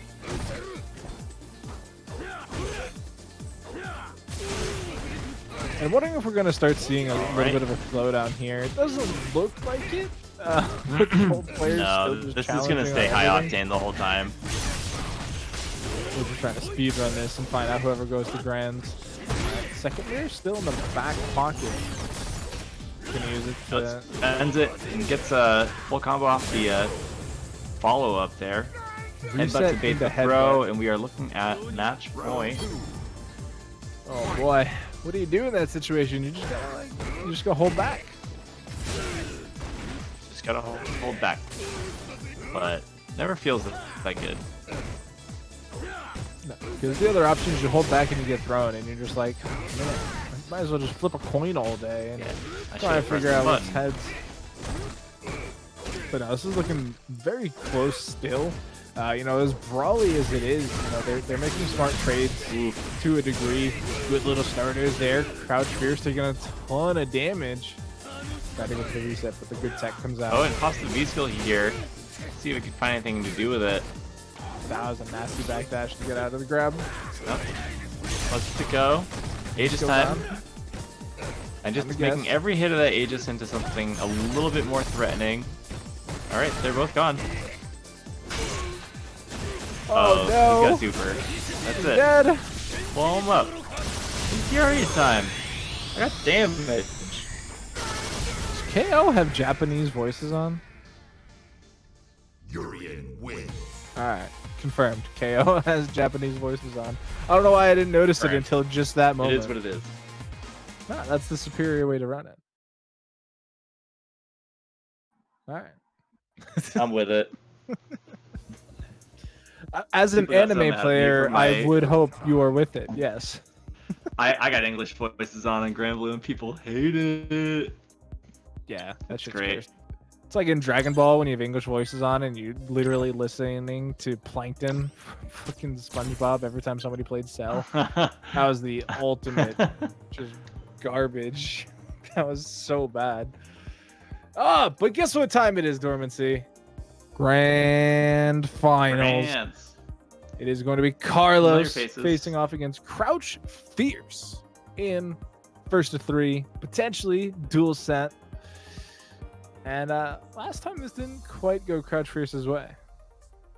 Yeah, Carlos definitely showed what it means to be a training partner. Potentially sort of showing Crouch Fierce what it means to be an underdog in the rest of the set. I think it was 3-1, right? Yeah, and so first game went to Crouch Fierce, and then Carlos kind of just like turned it up and flipped the whole set right on top of him. So I don't know if we'll see a return to Zeku or if that Urian pick was a bit of a foreshadowing.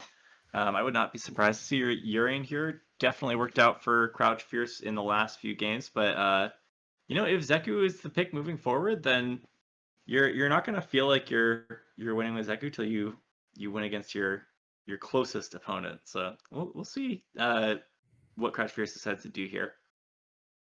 Yeah, I guess the question also kind of becomes is we don't know what character is the training character, right? Like, is it the Zeku that Carlos has all the practice against, or is it the Urian?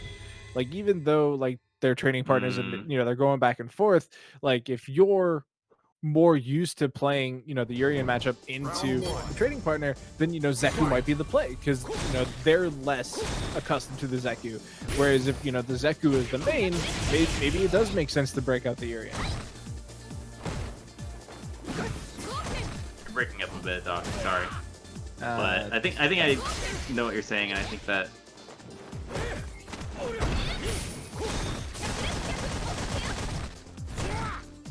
I think I lost you. Oh no, Discord.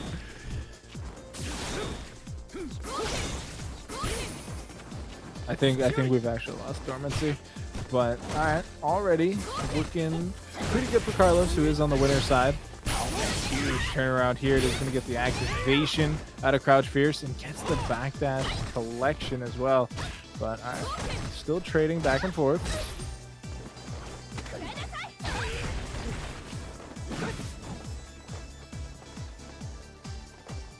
So it is going to be once again that's skill 1 on the Zeku. So it is not going to be the Animal and Friends. It is going to be just standard Zeku.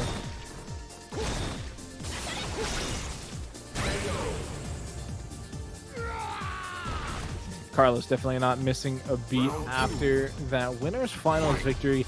Going to be able to keep the pressure up, going to keep the pressure going. And so far, so good. Not really having to deal with too much. They are keeping a pretty solid fight. And it does, in fact, seem we've lost dormancy. internet exploded. What's up? What's up, folks? We're back. Tell me what happened. Carlos won around, but it Love does to hear look it. like Crouch Fierce actually getting a stun into a round win as well. So it is one apiece.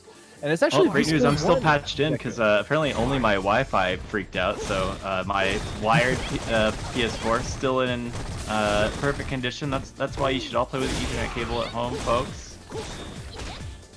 What is this Ethernet cable you speak of? Complicated. It's complicated. Yeah. All I can say about it. It's a lot of intense knowledge you need to make this work. And Monkey Flip's still not quite landing. I think Crash Fierce keeps going for the cross-up variation and either being too far or too close. Oh, speaking of, big punish there. Has to activate at some point. Do you just get a raw activate, or do you really risk the slide activate? You know, you don't have to necessarily go for the slide activate, but you do want to get some sort of like frame advantage or something off of that. So I mean, it's also trigger 2, whereas the first time these two met in winners finals, it was trigger 1 and skill 2. So it was animal. Oh wait. So wait, is Zaku using trigger 2? Yeah, it's trigger 2 and skill 1. So we're not animal and friends. Ah, interesting. So skill 1. Trigger 2 is like a decent damage extension. You don't get any frames. Like, there's no plus frames on that. Like it's basically another DP. It means you can kind of swing on a lot of jump-ins, which I don't know will play a huge part in this matchup since Carlos has been playing such a really effective ground game. But it also means that you get damage extensions and side switches. So maybe they're hoping for a little bit more usage of that on hit confirms. It's what they used it for in the round where you were not here. But I mean, that's another quick round there from Carlos. Yeah, if you're trying to use it for hit confirms, you gotta get a hit, right? Like, it's gotta find a way out of it those goes back to that situations. deal damage to your opponents by landing hits. Yeah, reduce your opponent's life bar to 0. Ooh. Oh no. Uh-oh. Battle Lounge host has changed. So do bear with us a little bit, stream. We are going to try and get that sorted out. Thanks to our lovely TO, Mr. Bunch. if you haven't already, once again, do please help us out with the Matcherino. The coupon codes are still available. You can hit up !Matcherino in the chat. That does 100% go to the players here tonight. Both the Grand Blue Versus and the Street Fighter Matcherinos are still available. Coupon codes Casa GBVS 24 and Casa SFV 24 respectively. If you do the code in the chat, it means you can just copy and paste those codes as well. No need to worry about remembering which letters went where, as you could clearly see me struggle through in trying to explain it. You are able to just copy, paste, contribute.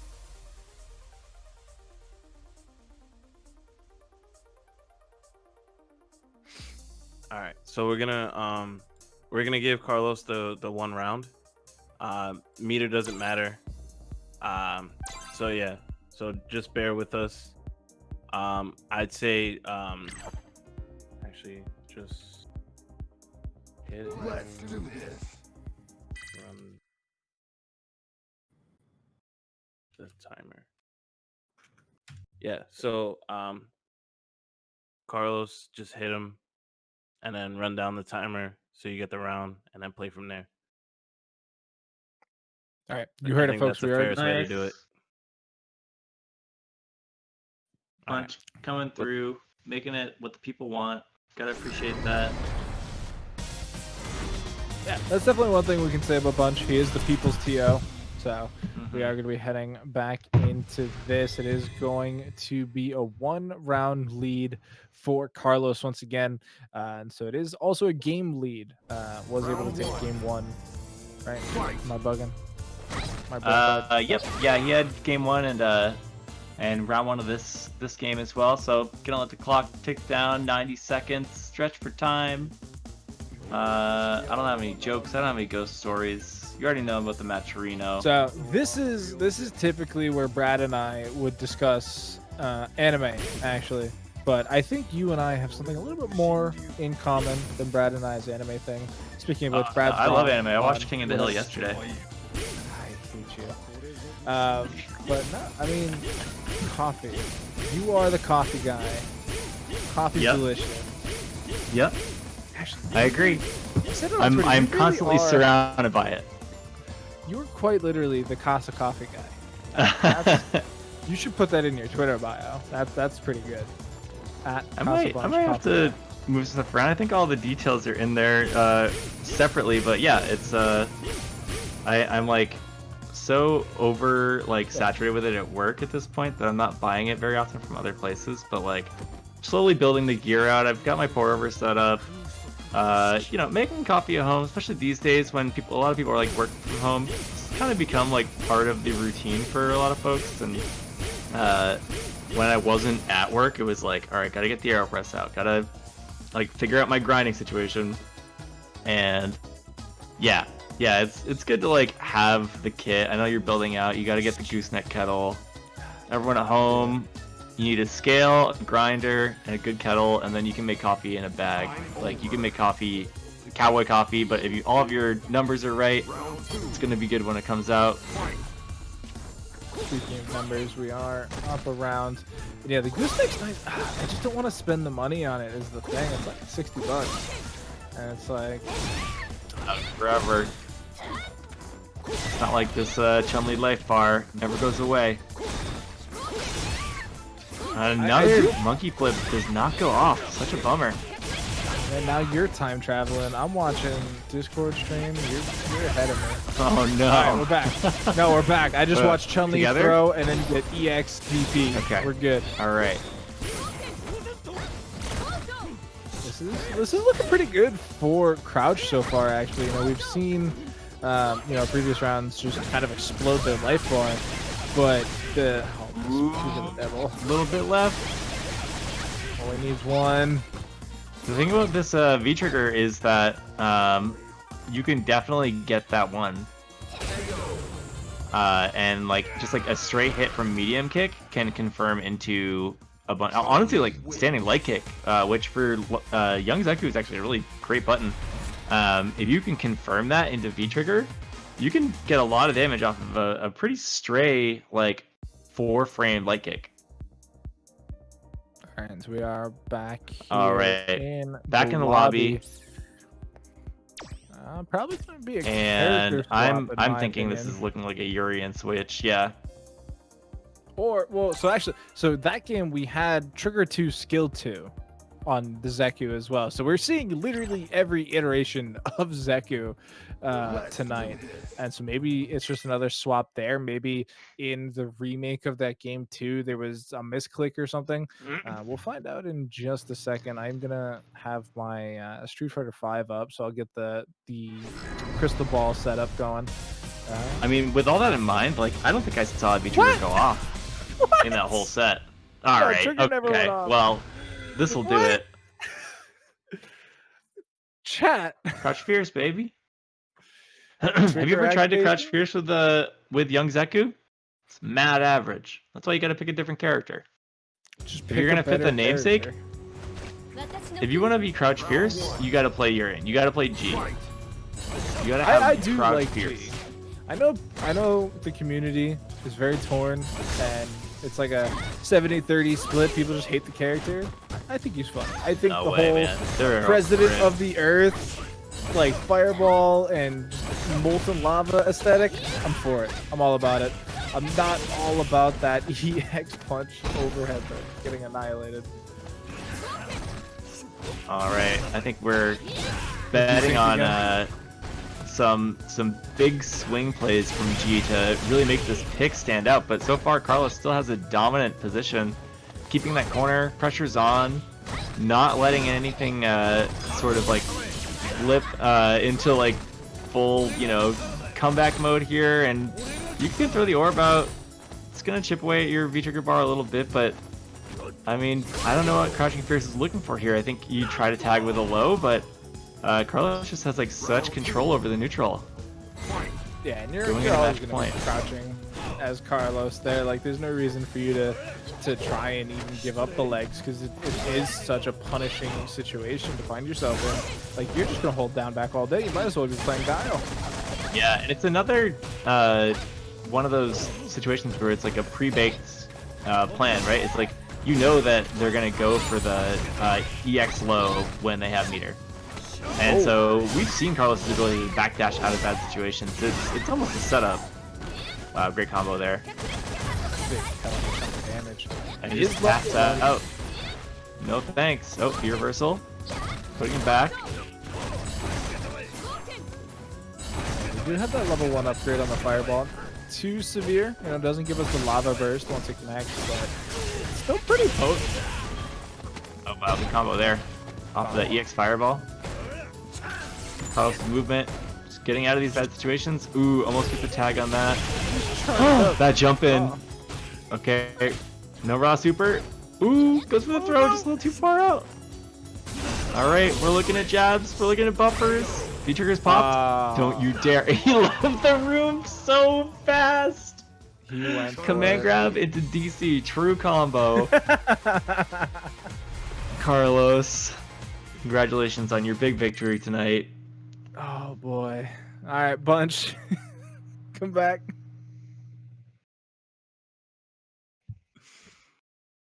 Pain. Oh man, another back-to-back champion. Did Carlos win last week too? Yeah, Yo, good stuff. he's a legend. Yeah, I mean, I think the Chun-Li pick is working out really well for them. I don't know if they played a mix of that and Ibuki last week, but yeah, definitely dominant performance in all the top 8 games that I witnessed. Super strong neutral. It didn't feel like they gave a lot of people the room to, get anything started, and really just like stopping Ibuki other in people's that set? momentum is huge. Nope, no Ibuki. Just Oh. Chun-Li the whole way. Okay, Yeah, I only saw Chun tonight. all right, good. Yeah, his chunk is too sick. All right, cool. Mhm. Well, that wraps up another Casa. Yo, we're almost at 30 weeks. That's him. We took That's crazy. We took like 1 week off, right? Yeah, it was back in like July or something. Like after the block party, something like Yeah, that's exactly what it was. that. Yep. Yo, Yeah. we're kind of awesome. It's pretty sick. I agree. I mean, I that's like think we're pretty more sick. than 6 months of tournaments. I think we're seasoned veterans at this shit. I mean, yeah, we kicked up in March. I think it was like March 24th or something. It was like our first tournament. We're the best. Anyway, enough shaft stroking from us. Thank you everybody Jeez. for tuning in once again. Thank you to the competitors. We had a 40-man bracket for Street Fighter. That was awesome. Ran very smooth. Even the loser side was run very smooth. I can't say that I had much to do with it. Players just played their stuff and kept it moving. So thank you very much for being very easy to work with, all 40 of you. Shout outs to Carlos winning once again. Crouch Fierce. I don't think Crouch Fierce has won one yet. They gonna win Second, one. it's real close, man. Yeah, they gonna win one. I feel it. And then who got third? That was Nightmare Effect. His debut. That's awesome. Yeah, he played really well. I had never heard the name before. Yeah. Players that debut here always have like really good showings. Like Childs had a really good first showing. Brian had a really good first showing. Yeah. Oh yeah, Mhm, Guadi. Yo, mhm. yo, South Florida. Hold up. Guadi I was gotta, I sick. gotta go off for South Florida right now. Yo, shout outs to Guadi and shout outs to Itachi's Legacy, aka Gabriel. Yo, thank you. Thank you for coming through, holding it down. I miss my entire South Florida family, dog. I miss y'all a lot. Yeah, one day I'll get back down there. I can't wait. I fucking miss you guys. Yeah, but yo, shout outs to all of them. Shout outs to my commentators. Dormancy, you are up mad late. That's crazy. Yeah, Doc, it's yo. something else. Yeah, Doc. Wish me holding luck it in the down real world. once again. Who did the early? The early was Nog. Joxton, Nog. Nog in the box. That's right. Nog in the box. And then KO, you the man, holding it down.